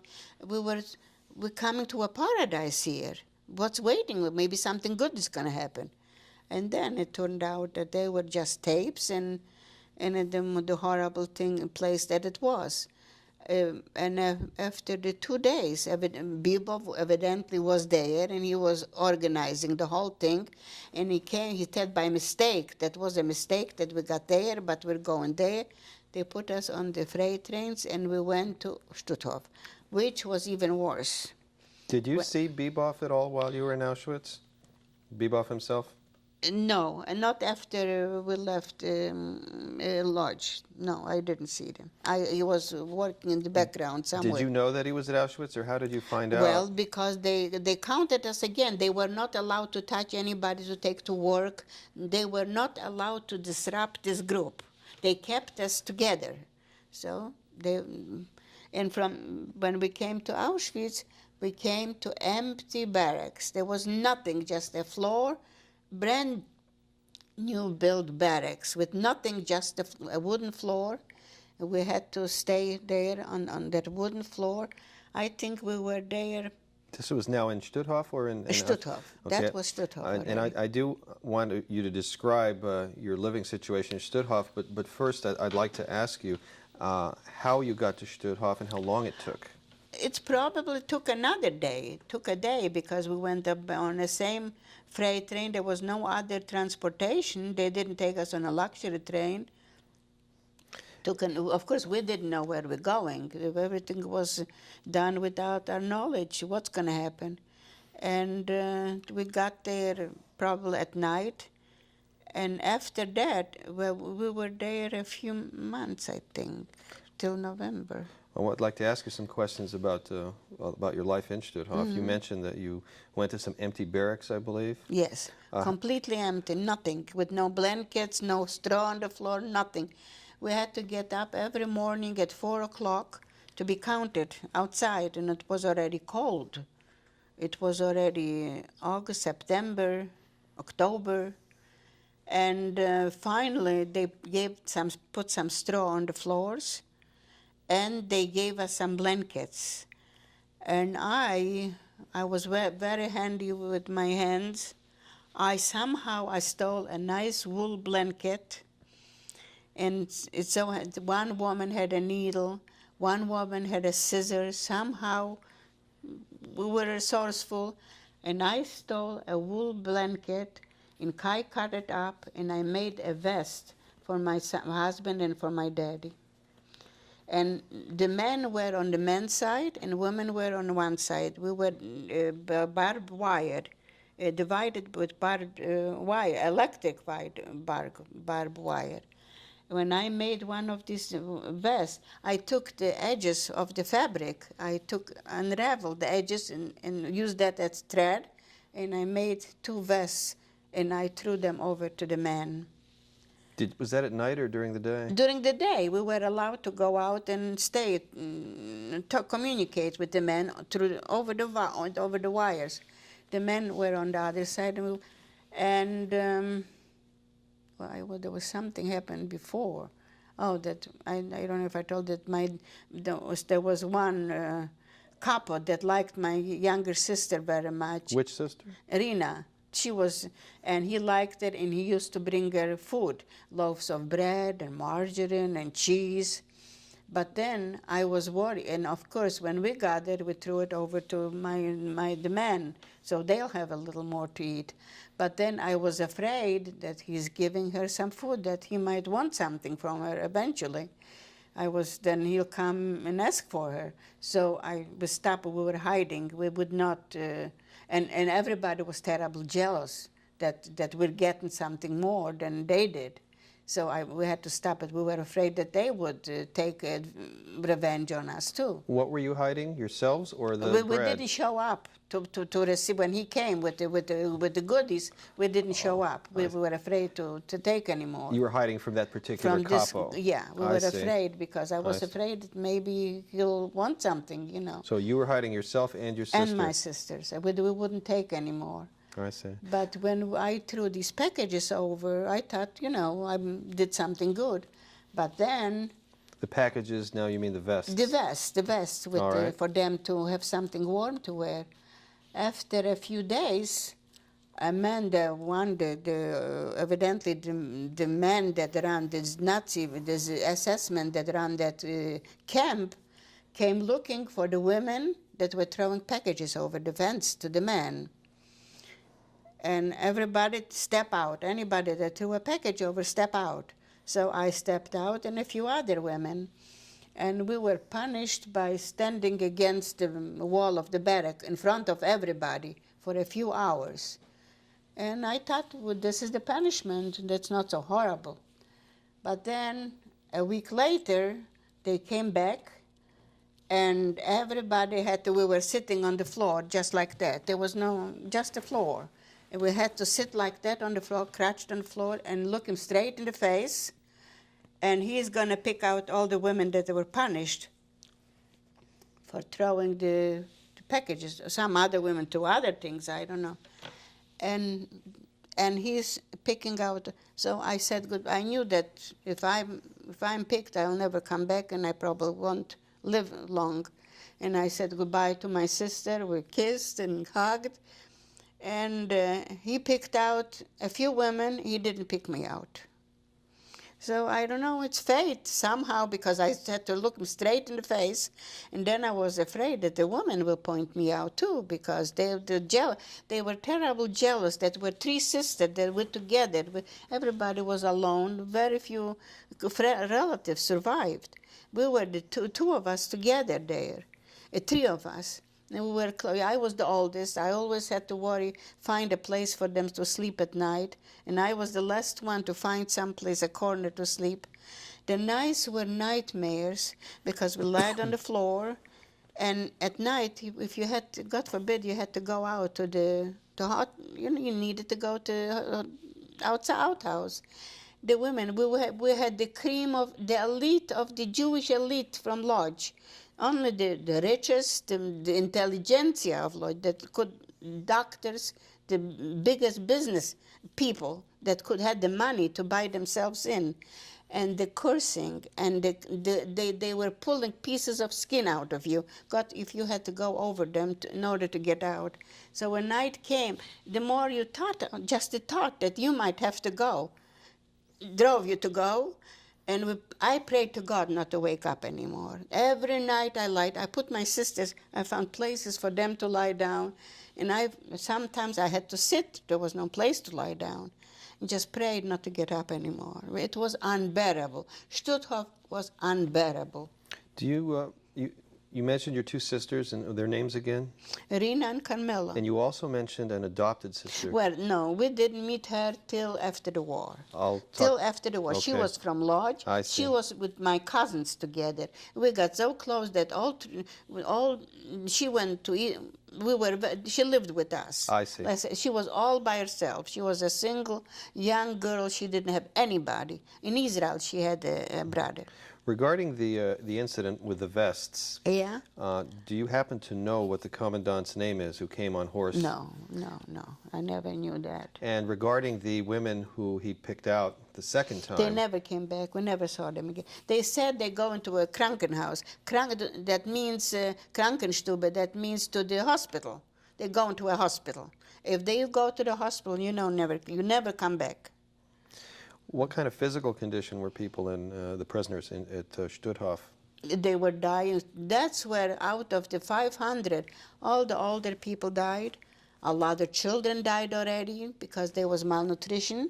We were sitting, we were picking lice. That was our occupation, picking lice off. That's all we did.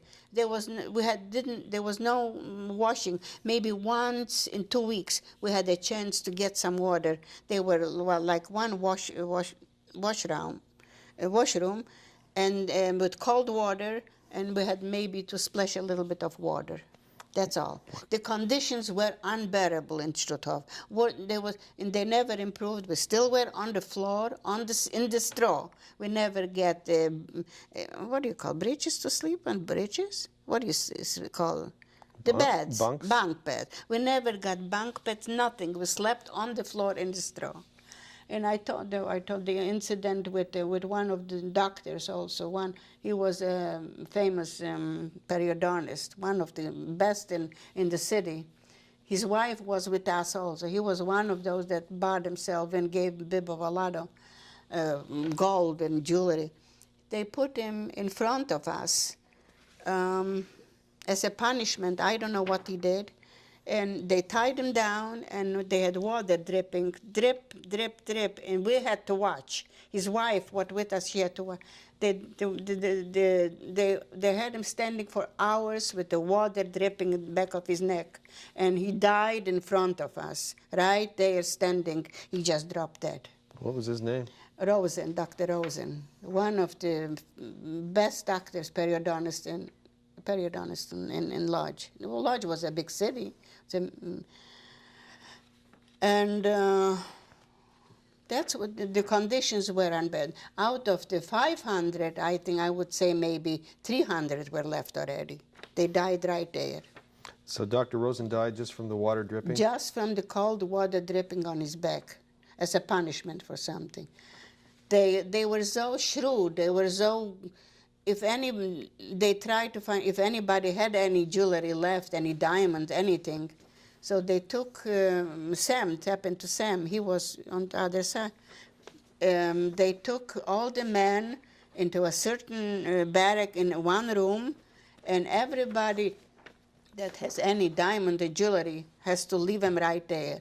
So Sam happened to have a diamond that he took out of his ring, a big diamond. And he saved it, and he put it in a creek on the floor between the boards on the floor. And he figured that maybe when this is over, he'll come back to this room and take the diamond out. He never went back to this room. Whoever hid him there, they never let him go back again. And whenever there were cases that people wanted to run away, and they died on the wires. They made everybody watch what happens when somebody tries to run away. So you saw that? Sam saw. They were hanging people. He had to see them. They had to stand and watch. For punishment, all the men had to stand and watch the man that they hanged over there. So. And with one night, my sister, one day, see, whenever they gave us something to eat or drink, the coffee they brought, I think at around 5 o'clock, they supposedly, it wasn't coffee, it was some kind of a brown brew. And they brought it in wooden containers, big wooden containers in the courthouse or yard. And we all had little aluminum they gave us for a soup, or everybody had an aluminum dish for a drink or a soup. And my sister got very sick. And she said, if I could only have some cold Which water. sister? Carmela. She had gallbladder stones. If she could have some hot water, she feels that she could live. So when they brought it, the hot coffee, they didn't give it to us when it was hot. They waited till it got cold. So I grabbed my dish and I went over to that kettle and I grabbed a cup of that water and I handed it to my warder. So there was one at the couple. I think she was a Czechoslovakian, from Czechoslovakia. I think she was even Jewish. But, you know, the SS women gave their power, assigned couples to deal directly with us. And she came and started to hitting me, beating with a belt.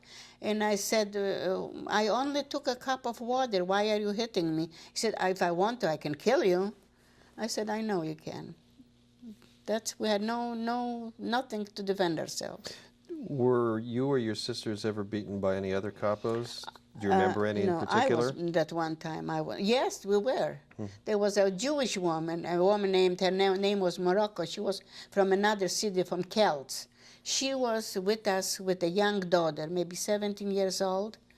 Her husband was one of the first Jewish businessmen that they hung on the market, the Germans, when they came into the city of Kelts. They hung her husband, maybe others too. And when she came somehow in Stutthof, we got mixed up with other people from different cities or from different places. Somehow we got mixed up. Our group wasn't so close anymore. And she became a couple in our barrack. And it so happened that her young daughter died of typhus or diphtheria. Something happened. She died. And she got very vicious, the mothers. got very vicious. She was bitter. She lost her husband. She lost her family. And this young girl, a beautiful young girl, died. She got so bad that she was just running with a big belt with a buckle. She was sitting, whoever she could find, she was sitting with a belt. And she had a special against us because we were three sisters. Her hair wasn't shaven, and we were together, three of them. We were the only one, that remaining three sisters, that we were together. And she had something against us, and whenever she could, she would hit us with this belt, with the buckle. And after, when the war ended, we tried to, we pointed her out, and she was arrested. But she had a son in Israel who was already in the Haganah or whatever, and he smuggled it out from Landsberg, from the prison. Somehow he paid, ransom, something with the German officials, and he got it out after the war. Did Mrs. Morocco ever beat Carmela too? She beat all three of us, and all of us, everybody. Mm-hmm. She just was going, as we were sitting on the floor, she was going around with that belt and hitting everybody. Just her vengeance, she couldn't stand her own Jewish people. What was the ethnic mix among the prisoners that you were with at Stutthof? Well, it's mostly Jewish, mm-hmm. But I think they were a lot of from Czechoslovakia also, because I think that the one couple, I don't think she was Jewish, she was a Czechoslovakian prisoner also. Were there crematoria at Stutthof? Sure they were, yeah, sure they were. That's where the women that they were picked out went, and we never saw them again. Were people from your barracks taken? I told you, when they picked out the ones mm-hmm. that by some good God was with me, I was saved. It was just faith, because I didn't do anything to save myself. I couldn't do anything. Was that the only time anyone from your barracks was taken to the crematoria? Yeah. At Stutthof, did the prisoners have any opportunity for relaxation, to sing, to read, anything like that? I told you, our only relaxation was picking the lice out of our bodies. We were infested. It was unbelievable. There were women, they had their backs all eaten up by the lice. You could see their skin and bones inside. The flesh was all eaten up. There was no relaxation over there. 4 o'clock every morning we had to, it was already, I think till November we were there. It was already cold, freezing. We had to be counted every morning and every evening.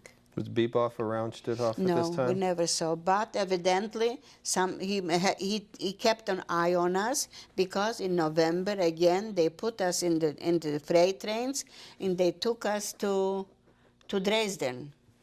In Dresden, they put us in an empty cigar factory. Well, before we get to Dresden, just a few more questions about Stutthof. Were you identified in Stutthof by your name or by a number? Do you recall? We did not get numbers in Auschwitz. We were the only group of 500. They did not, thanks evidently to Bebop, that they counted us, but they didn't put numbers. But at Stutthof they also didn't? No.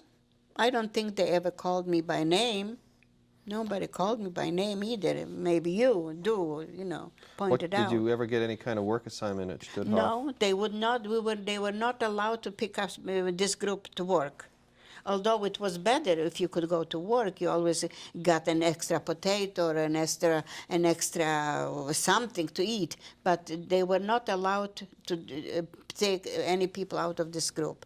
But out of this group, I think when we left Stutthof, there were only maybe 250 left, because all the old people died already, and the children were dying.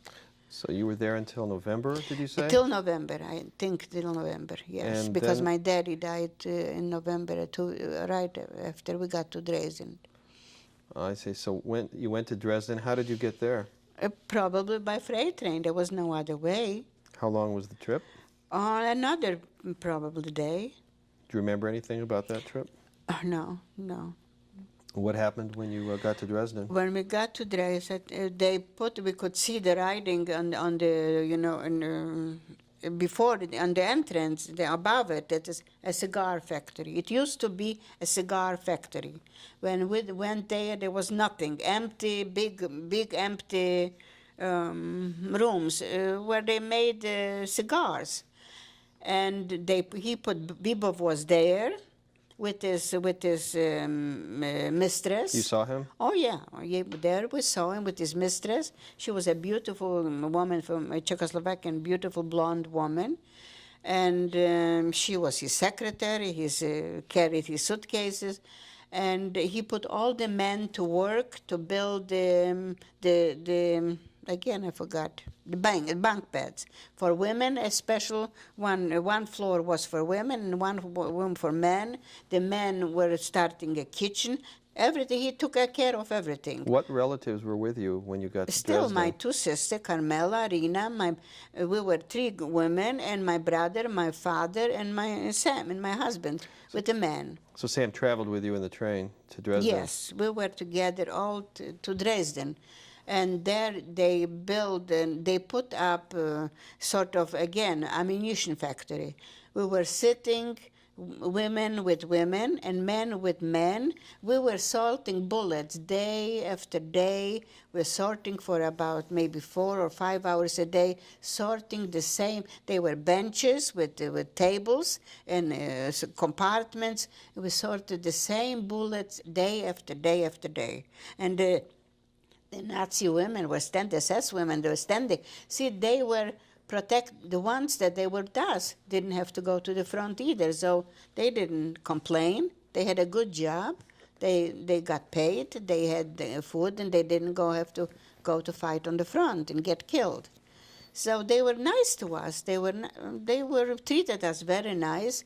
Every evening we could meet with the men, the relatives. We were together. We spent a few hours together. I think at Christmas time we got special treats even. Did you have an opportunity to have conversation with Sam and spend time with him? Every evening we were together, and they took us out to bathhouses. We walked, Dresden was such a beautiful, beautiful city. We saw the city. We walked, and sometimes they took us even to work from there too, mostly to clean up streets or something, and to take a bath or a steam bath or whatever. Maybe once or twice in all the time we went there. But we were treated nice, and that's where my daddy died. He was one of the first men that died over there. When my daddy died, he was with Sam and with my brother. He died probably of diphtheria. And when they took him away, I asked the assessment, what's going to happen to my father? And he said, well, he'll be cremated. But he was he was a single man. He was taken out, one of the first, when he died. They took him away. But then the men were dying. They piled up, the washrooms were piled up to the ceiling high. They died 10, 12 men almost constantly. They were dying like they were dying. They took them out together already by a wagon or whatever. How old was your father when he died? Maybe 57, maybe 58, that's all. He was a young man. Did you have any time with him before he died, when he was ill, to visit with him at all? No, because my brother, my Sam, told me he's sick and he died in his bunk bed. Did women also get sick there in Dresden? Sure, the women. Then after that, a lot of people died in Dresden. And we were there a lot, and there on the top floor they established a hospital. There were about 40 people in that hospital. There were a lot of doctors between us, and they were treated by these doctors. No German doctors came from the outside. Only the ones that were with us. Some women were so swollen that it's true to believe that a person can become that big, like a clown. They were so big, so bloated with water. They didn't look human anymore. They looked like a creation, like a blown up a balloon or something. They were wives and sisters and mothers of people. And we were there till we had it pretty good over there. Let me ask, if I may, what kind of condition were you in at this time in Dresden? Well, I was we were holding up in Dresden. Once in a while we got to work in the kitchen to peel potatoes. We took turns. Women had to help out in the kitchen too. So we were not mistreated over there. But a lot of them were sick already from the diseases they got in Stutthof. It didn't improve; it only worsened. So, like, there were 40 people in that room upstairs, out of maybe 250. A lot of died. I think when we left, there weren't too many of us left anymore. What kind of condition were Carmela? She was always a sickling, but she survived. She survived, and so did I. But I probably wouldn't survive, not at the end, thanks to my sisters. I survived because I gave up completely. When America and England started a bombardment, that was February 14, 1945. That was Sam's birthday, my husband's birthday. We're going to have to stop now. I'm sorry to interrupt in order to change the tape. Take a break. Oh, but we can still get off? Yeah. Oh. Yeah.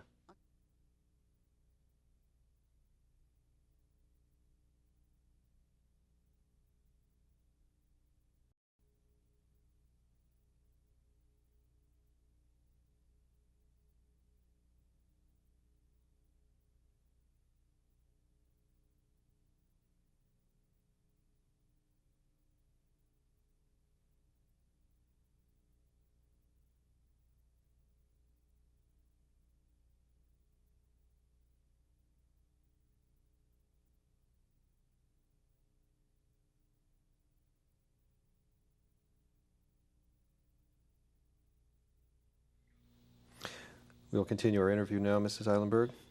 You were speaking of your time in Dresden, and you mentioned the bombing of the city, and I'd like to ask you about that. I'd like to first ask you, however, if while you were in Dresden, you saw General Beboff at any time. Yes, many times. We had a dinner time to came. We chatted with the man and told him, gave orders what to do.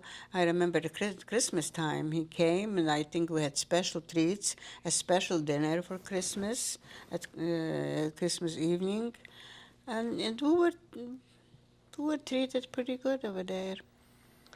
Whatever he did, but I think he's. Thanks to him, we survived.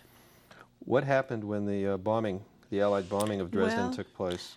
The night they bombed Dresden, America and England bombed Dresden, we thought it's another raid, air raid. That we had them so many times, almost every few weeks. We had the sirens, and we had to go down to the shelters, and so we took it to sort of again. We thought it's just a fake, just to get us out for a test again. And this was in the middle of the night. We had already a coat to wear and shoe. We didn't even get dressed as we were in nightgown some of them. I think I didn't even have to take a coat with me. We went with my two sisters. We went down, and that was the real thing.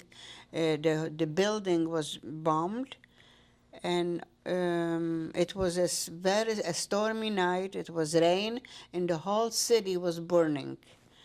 And on the top floor, as I told you, we had sick people.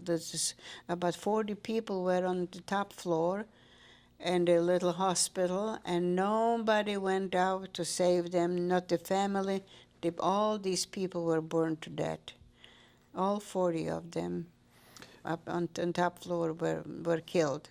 You said right? You went down. Where did you go? To the shelter. First, they took us to a shelter, but then they took us out on the outside because the factory was burning. They took us for a walk. It was a terrible storm, and we walked together with my brother and with the man. We all were one column. They took us for a walk, We walked up a few days. We went to a transitional camp to Perna, which was very crowded. There was no place for us. It was just too many from all different camps where people were there. There was no place to keep us there. So I think we were there only a few days. But before, excuse the interruption, before even you left Perna or got to Perna, you said you walked there after going on a walk in Dresden. What was the city look like after the bombing? The city Of Dresden. When we left, the whole city was in burning. It was fire and rain. I think they said that about 75,000 Germans were killed. The whole city, it was the most beautiful city in the world. The whole city was destroyed. When we left, it was still burning. And And do you know what month and year that took place? Exactly, February 14, the night of February 14, 1945. That was my husband's birthday. I was sitting and making a handkerchief for him for his birthday. I remember distinctly. I was embroidering to make a handkerchief to give him for the next day. Was Bebov with you when you left Dresden? That night, he ran away with his mistress and with the suitcases with the jewelry. We never saw him again after that. How long a walk was it to Perna? To Perna, I think we were maybe 2 days. 2 days and 2 nights. It was very cold. It was February. We slept on the ground, and we woke up in the morning. We were covered with snow. And we stayed in Perna just a few days because there was just no food for us and no place for us. Till the SS women, men and women, they found out that the basement remained standing in Dresden, in the factory. The top floors were burned, but the remaining, the basement was left. So they took us on another walk. We went back there.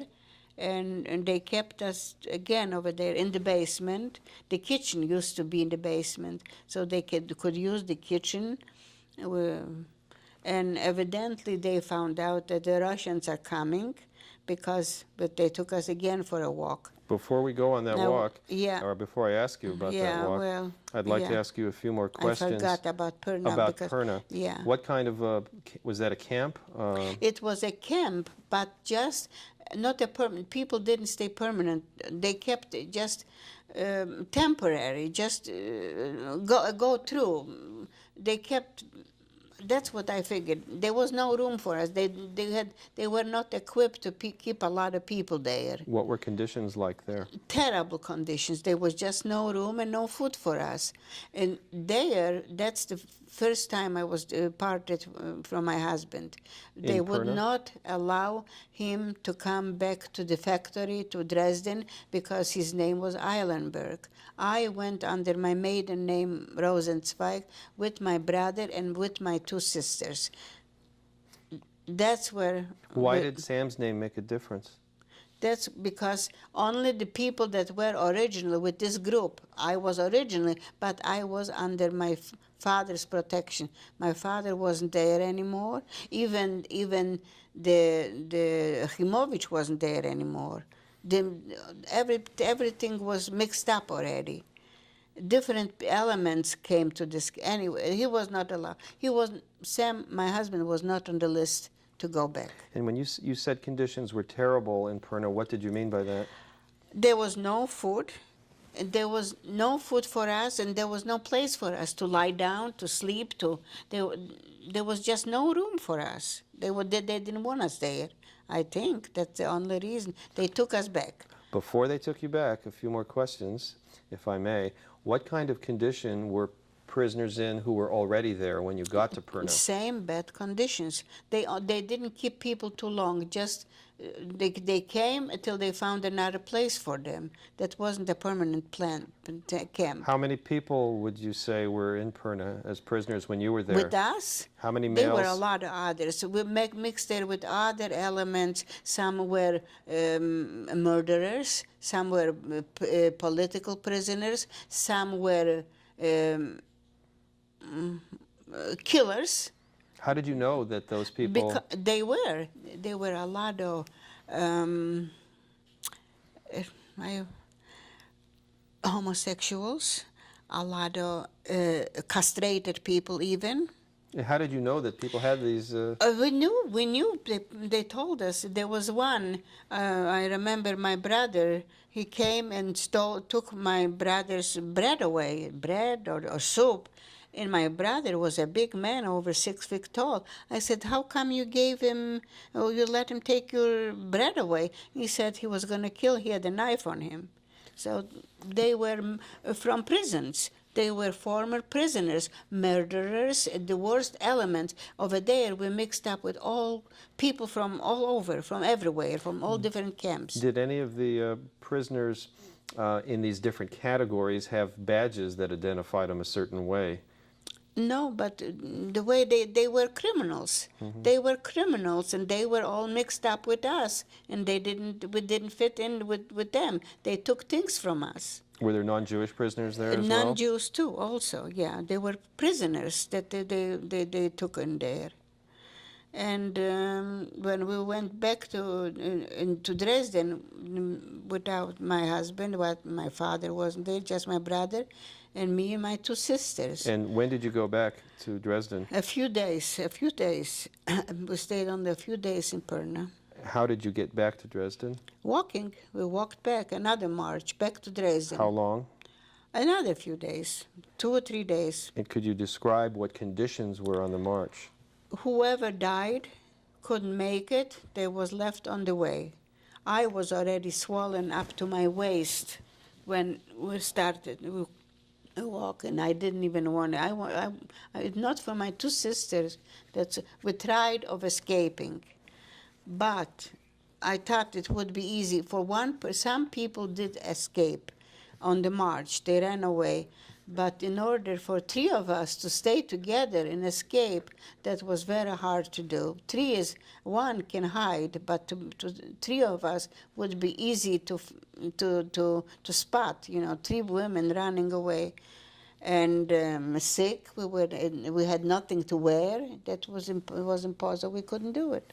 What did you and your 2 sisters do for each other that helped keep you Moral alive? support. They make me wash sometimes when there was a chance to get water. I didn't want to wash myself. I didn't want to eat anymore. And they kept on, they held my arms, and they walked with me. They kept on pushing me to live. They kept pushing me to make me want to live. You saw prisoners die along the way back to Dresden? Constantly. They were dropping them. If somebody couldn't walk, there was nobody to carry them. There were nobody to help them, so they were left there. Who was in charge of the march? Was it Germans? Or? The SS women and men. Did you observe any shooting or mistreatment of prisoners during the march? Yes, they were pushing, hitting them, go, walk. But if they couldn't walk, they just dropped them there. They left them on the way. I'm sorry, go ahead. Well, in Dresden, we couldn't again. We stayed a little, maybe a week. And evidently they found out that the Russians, Dresden, I think, was also, the Russians were coming to Dresden. We came closer, they took us for again. And before leaving Dresden, what did you do during your brief stay there? We stayed in the basement, whatever condition there was. Again, there was no bunk beds. There was nothing to make it possible. They didn't know. They didn't know what to do with us. They stayed with us because they had orders to stay with us. Even the SS men and the SS women didn't know what to do. They just had news that the Americans or the Russians are coming. They have to take us out again. So they took us for another walk, and we worked for 12 days. This time we worked for 12 days. That was already March. We walked 12 days to Theresienstadt, and they told us that's where they're going to cremate us. That is going to be the end. That's where the extermination will take place. Before you got to Theresienstadt, Could you describe what the conditions of that march were? The march. On the march, of course, again, people were dying, and whoever could make it, they were throwing bones. There was not much to eat on the way. So they were throwing bones only to the men. The women didn't get anything, just bones from the soup, whatever they cooked. They throwing bones. And I remember that my friend, my Dr. Kleszczerski, that saved Sam's life. Well, I see him licking that bones, and the other man standing there grabbing that bone out of his hand, so they could have a turn not to lick that bone. It's unbelievable that human people weren't people anymore. They were beasts that just want to eat up the other, to swallow the other. Sometimes there was a farmer that would allow us to go in a barn to sleep overnight, but a lot of them would not allow us to go. So we slept again on the fields, wherever it was cold. And we slept, and we got up again covered with ice. And that's how we managed to walk all the way to Theresienstadt.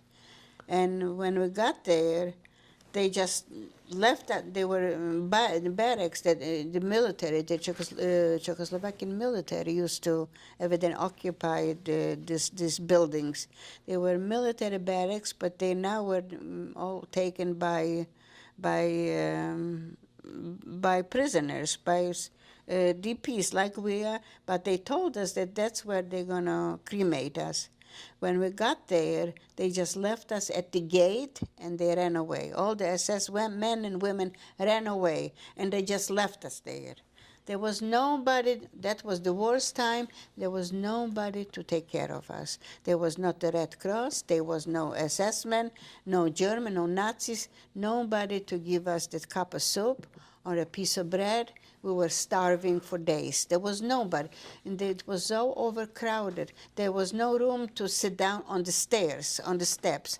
The rooms were filled up with people that were there before us. They couldn't manage to kill them, to cremate so many at one time, because they gathered from a lot of camps, all the prisoners, and there was no place to keep them there. There was no place to lie down or sit down. That was the worst from all the war. That was the worst time for us. Finally, we found a place on the attic that used to be a storage for luggage, because there was a lot of luggage accumulated, a lot of new luggage. A factory evidently was there. But all the windows were broken. From all around, 4 corners, every window was broken. And the winds was so bad over there. It was so cold and windy that you couldn't sit. You almost flew away from the draft was so bad over there. And the eye was swollen, and I had terrible, what did I have on my scar, on my legs. I was bleeding. I was boils on my legs, little boils. So evidently, somehow, my brother got the typhus, so he was taken to the hospital, and I had these boils. So evidently, they took me by ambulance. Also, I was swollen, and I had these terrible boils. They cut them. I still have marks, holes in some places. They had to cut them open to get the infection out. I had.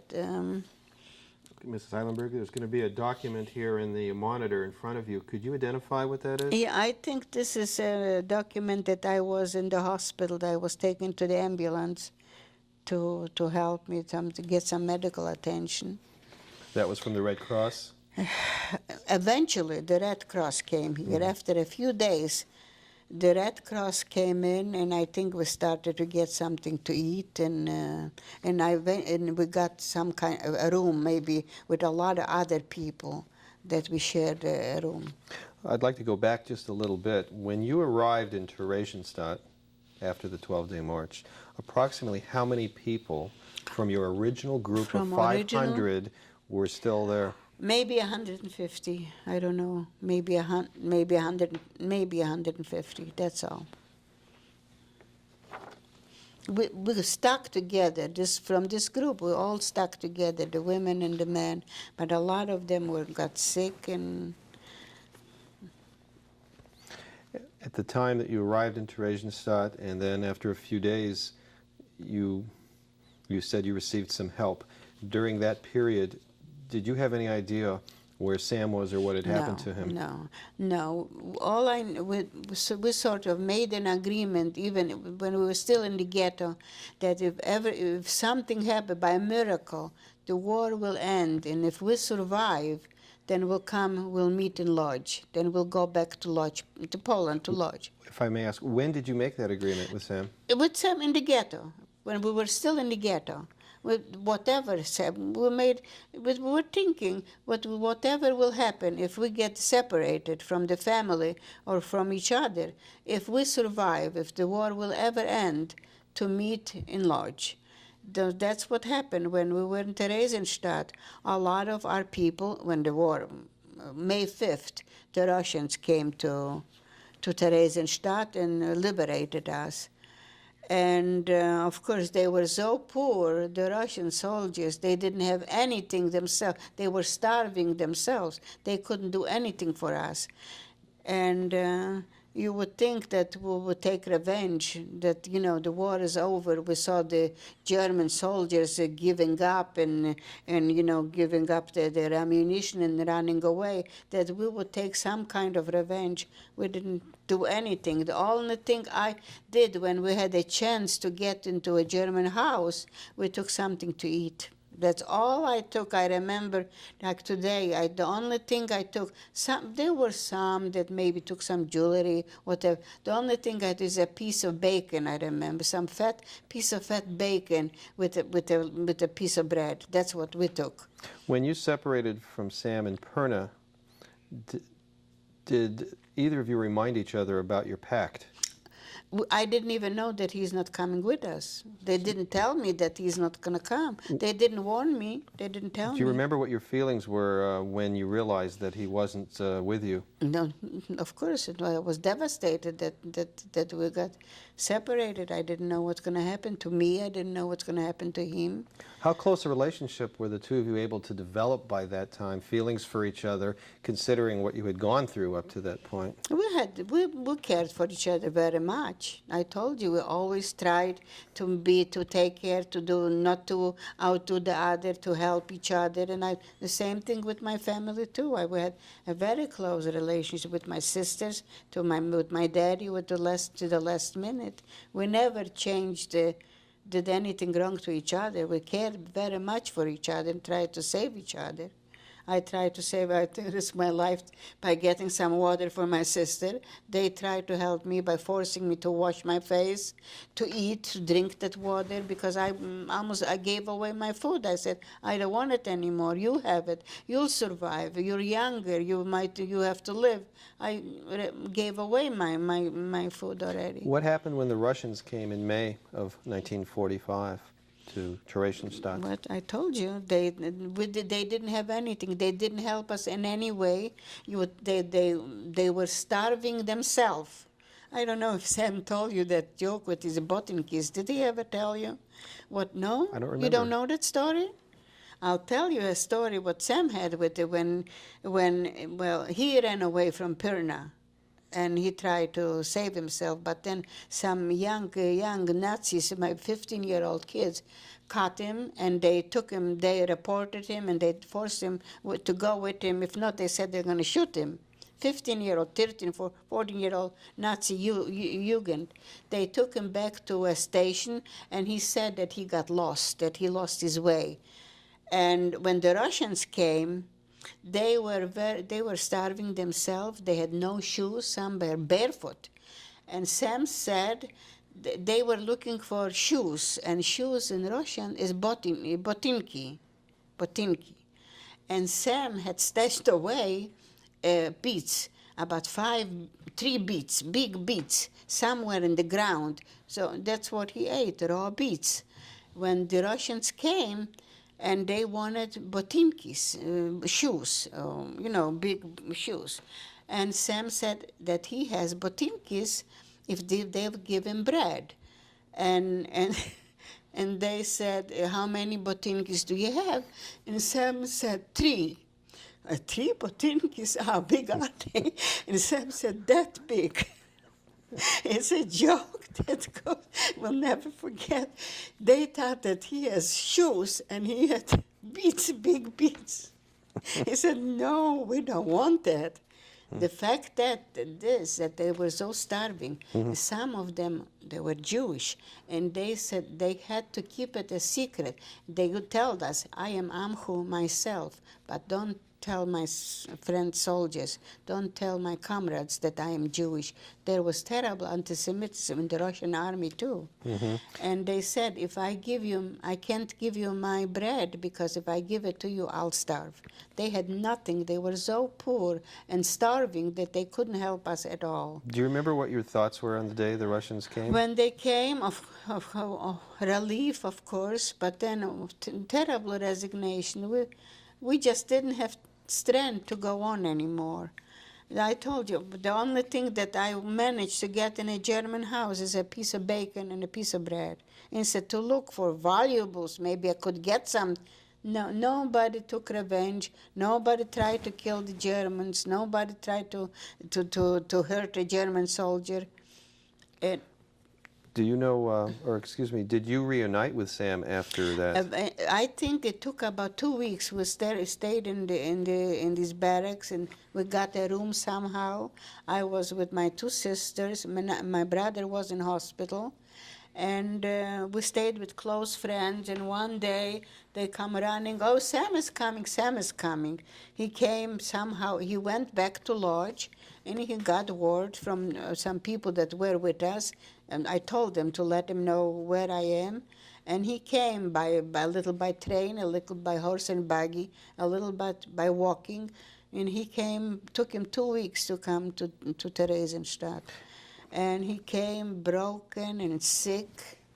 It was a skeleton of a man. There was nothing left of him. How much, speaking of which, at the time the Russians liberated you, about how much did you weigh? They told me that I about 85 kilo. I don't know how much that is. I don't know. Kilo or pounds? Do you know? What's more, kilo or pound? Well, a kilo is a little over 2 pounds, so. That's a lot. Would be, oh no. That would be close to 200 pounds. No. I was about 85 pounds or something. I see. Okay. We stayed there a few weeks after Sam came. Somehow, evidently, maybe they gave us more food. And then Ben-Gurion came. To Theresienstadt? Yeah. David Ben-Gurion? Yes. What was he doing there? Twice. Well, he came as a shaliach from Israel to register all the survivors to go to Israel. He was already, already a fighter over there for a long time. And that now is the time to establish a state for Israel, that we should go to Israel. Okay. There's going to be a document again. This is some Theresienstadt money. I don't know how we got it. Evidently, somebody gave it to us as a souvenir, because I don't recall having much money because there was nothing to buy. Evidently, somebody gave us. The money's from where, though? Theresienstadt. Was it Czech money? Czech money. I see. Yes, I that's see. Czech money. What with the Jewish star and Moses on it. Yeah, that was evidently ghetto money from Theresienstadt. Okay.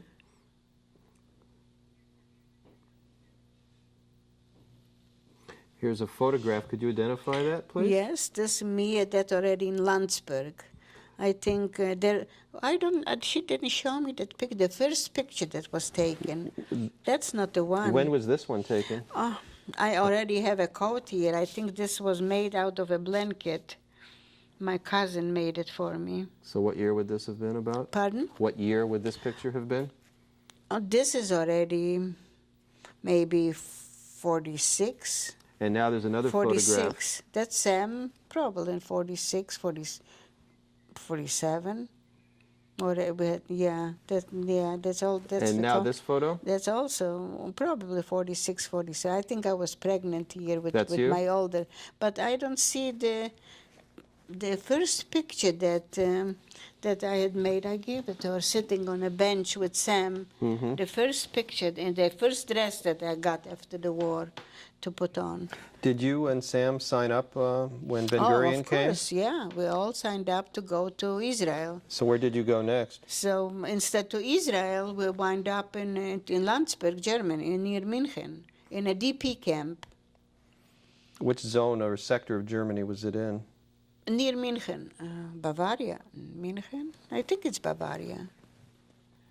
I think so. All right, here's a Oh, photograph. that's the picture. That's the first picture after the war. And that's Here who? I'm pretty skinny, and this is the first dress that I got. They gave me to wear. Where was this picture taken? In Landsberg. This is in Landsberg on I a see. bench. Somebody evidently had a camera. I took our first picture. Okay, now when I asked you before about zone, was it in the American or French or The British? American zone. I see. American zone, yeah. How did you get to Landsberg? By train, I think. By train, but it was a regular train, I Yeah. think, not a. Once you Right. got to Landsberg, or even when you were still in Theresienstadt, did you find out what the fate was of your other relatives that you didn't already know? What happened to them? Well, about my younger brother, I heard that he was. I don't want to say it. I can't even say it. That he was punished for stealing some bread. One of my husband, Sam's cousin from Sweden, said that he was with him. That I don't want to say it. I don't. Where? In some camp, he was punished for stealing some bread. Which brother was that? Was it? Joseph. I have only one brother, and Menachem is still in Israel.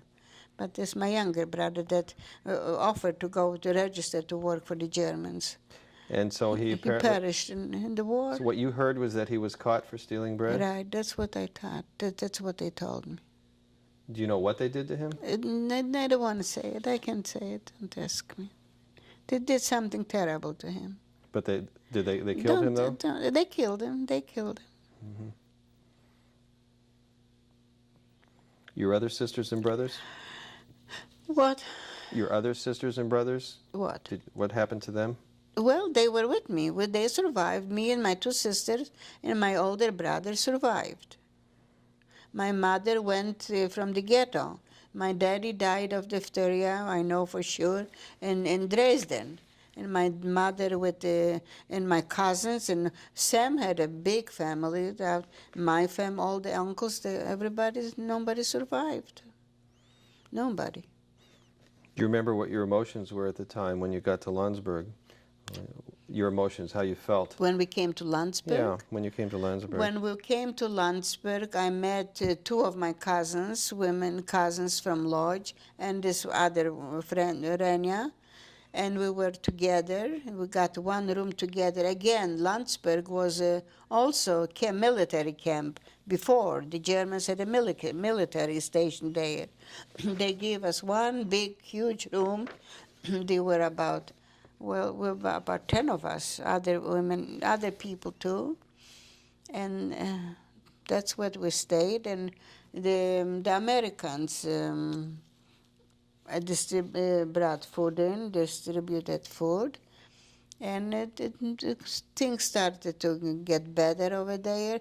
They established professional schools. Sam started to go. He learned how to make the radios. But there was no television. Radio repairman, whatever, build radios. And I started. Well, I was a dental technician, but there was no place for me, but I think I don't know what I did. It was some sewing, I think. Okay. Going back to your brother Joseph, you sure you don't want to indicate I think they hung him. I think they hung. That's what I was told. I What I was told. I don't know. That's what I was told. I don't know if it's true. We looked, we searched in every camp. That's what I was told. I don't know. Did Sam work while you lived in Landsberg? Well, first, he went to this professional school to learn a profession because he was a businessman. He never had a profession. So they opened some kind of schools. But then in 1946, I had my first, my Sarah was born in Landsberg in 1946. and there was no hospital. Okay, we're going to have a document here in the monitor. Can you identify what that is? I think that this is a certificate that I was in Theresienstadt, a camp that I read a registration to go to Palestine, to go to Israel. We registered to go to This Israel. is the form that you filled out to I register? think yes. I see. Is that more of the same form? Yeah, Okay. I think so. I can see without glasses. You had one child in Landsberg? In Landsberg, May 1946, Sarah was born. Of course, it was just a maid hospital. There was no hospital and no medication. I had a natural childbirth. It took about a day and a night. And who yeah, is this? there a she picture is of? in this carriage. Who is that? That's Sarah. When would that have been taken? Well, maybe she was still in the carriage, sitting up. Who knows? Maybe 6 months, 8 when they sit up. Mm-hmm. Yeah, we have lots of everybody. Sam started, go to the farmers and bring some eggs home and traded them in. He gave eggs and he got sugar. He traded in, and the Americans brought in food so we could. Here are a couple more photos. Now this is Sam's up. brother that came after he came back from Russia. He married in Poland after the war. Who's he with? That's his wife. And what are their names? His name is Abram Eilenberg, and he is his wife, Hanya Eilenberg. They are in Israel. They have now children and grandchildren. They have a big family now. Okay. Here's This another is photo. my adopted sister, Zrenia. And when you say adopted sister, what do you mean? She was a friend of my cousin. After the war, we all met in Landsberg.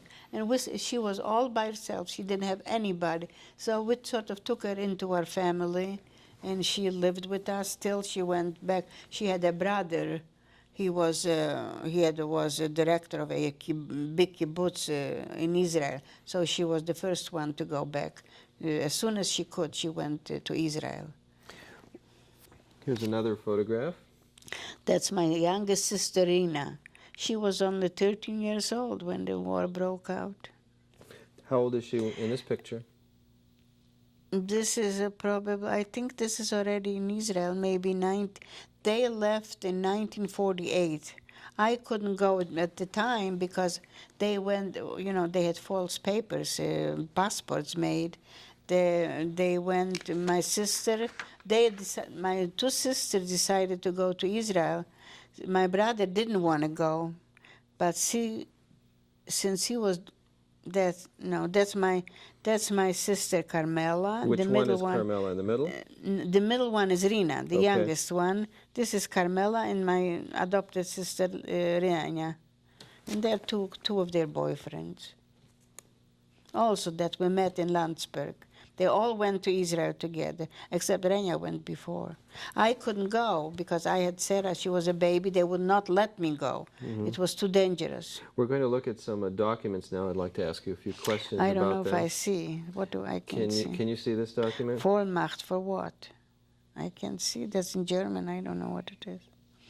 I would have to wear glasses to read it. I cannot read it. Okay. It's a blur. I cannot tell you what it is.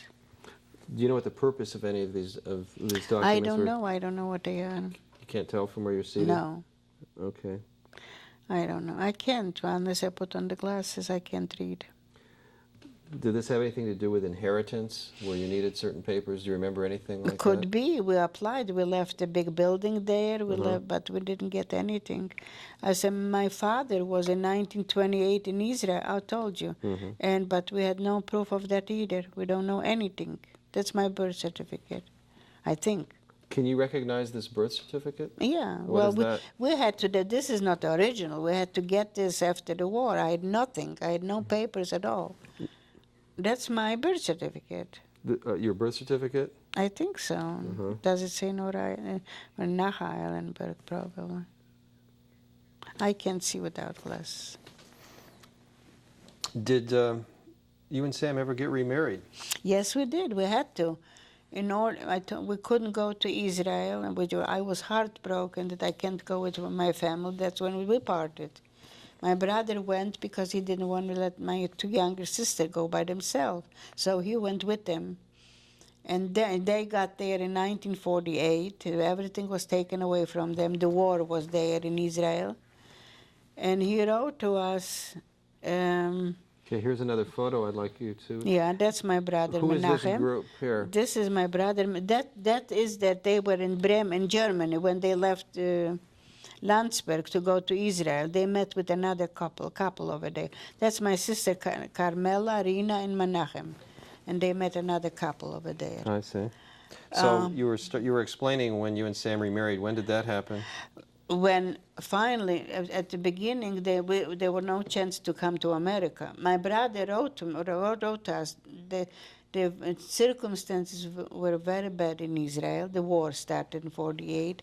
Everything was taken away from them. Whatever possessions they had, they went into the kibbutz. And my younger Irina, she had a boyfriend. He was one of the first one killed in the war over there by the Palestinians. And he told me that this is no place for me or with a baby, and not for Sam. He has no professions. He was a businessman. If there is a possibility to go to the United States, to go, because we can always go back to Israel. But it's difficult to come from Israel here anyway at the time. So, and in the beginning, till 1949, they would not open the quota here to the United States. Even people with visas had difficulty getting here. But then they opened the quotas, so we registered. And I prayed to God not to come to America. I wanted to go to Israel to be with my family. But then we had to write. This is before we came to United. Sarah she was on the ship, on the boat here. She was 3 years old. What boat was that? General Stewart, a freighter. I had a cabin with Sarah, and Sam was way below, and with all thousands of people. What year did you leave?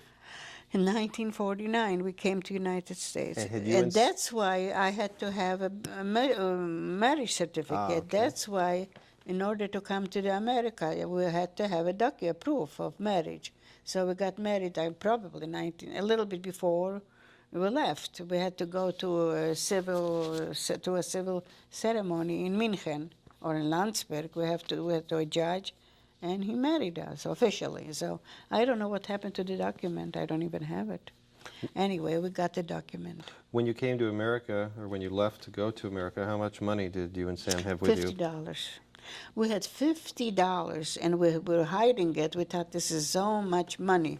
When it came $50. What was the date, at least the month that you left? Do you remember? Oh, I know exactly. We came to Memorial Day, May 30th, 1949. We came to New York, and they explained to whoever waited from the UNRWA. We came through the UNRWA.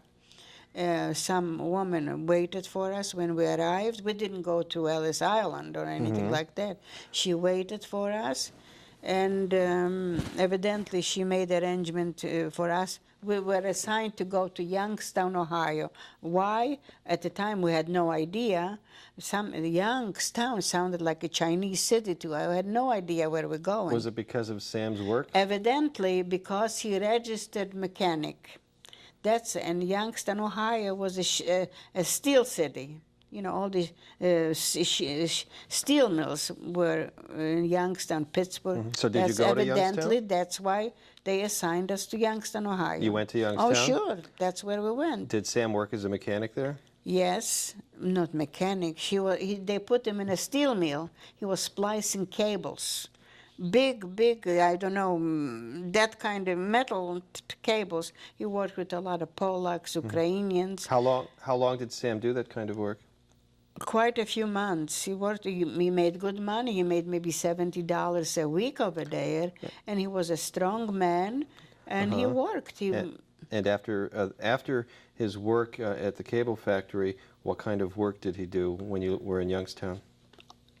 After he worked, we changed to another factory, but then he wanted to be.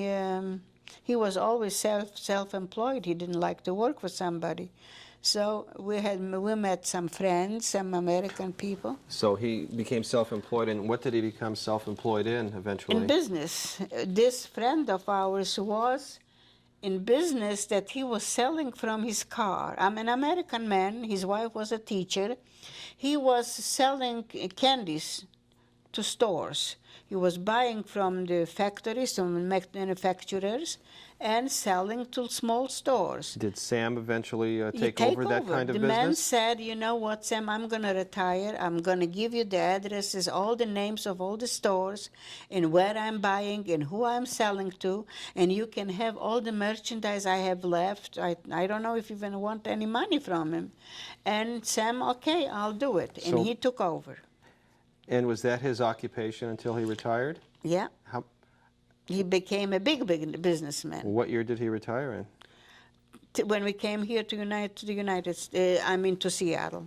But He was, who is this photo? that's already made in Seattle here.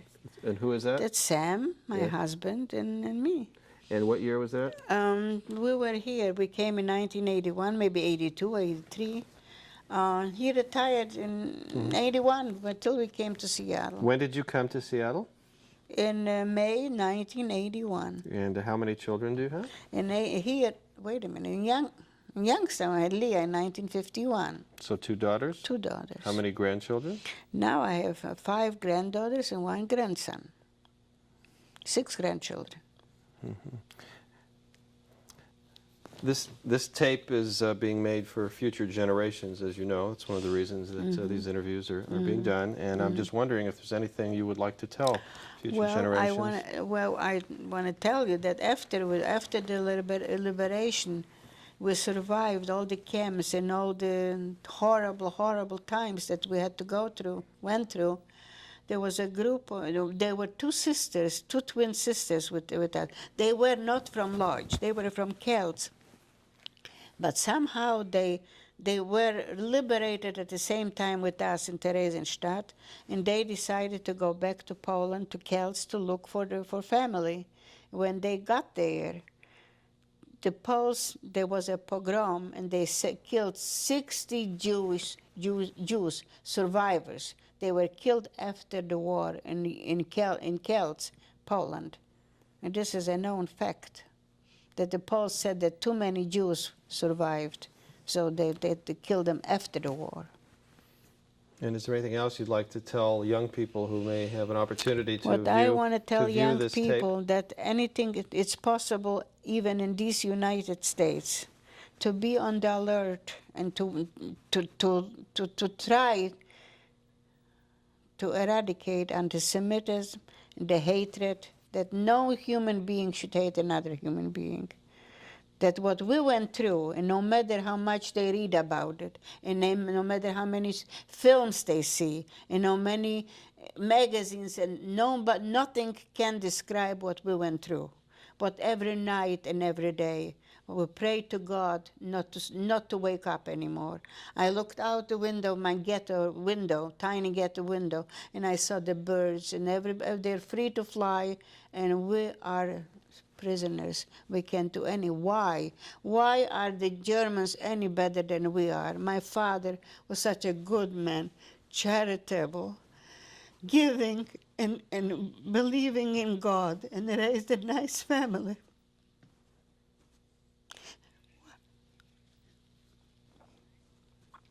Why did he suffer so much? Nobody should go through what we went through. Never again. We should not forget.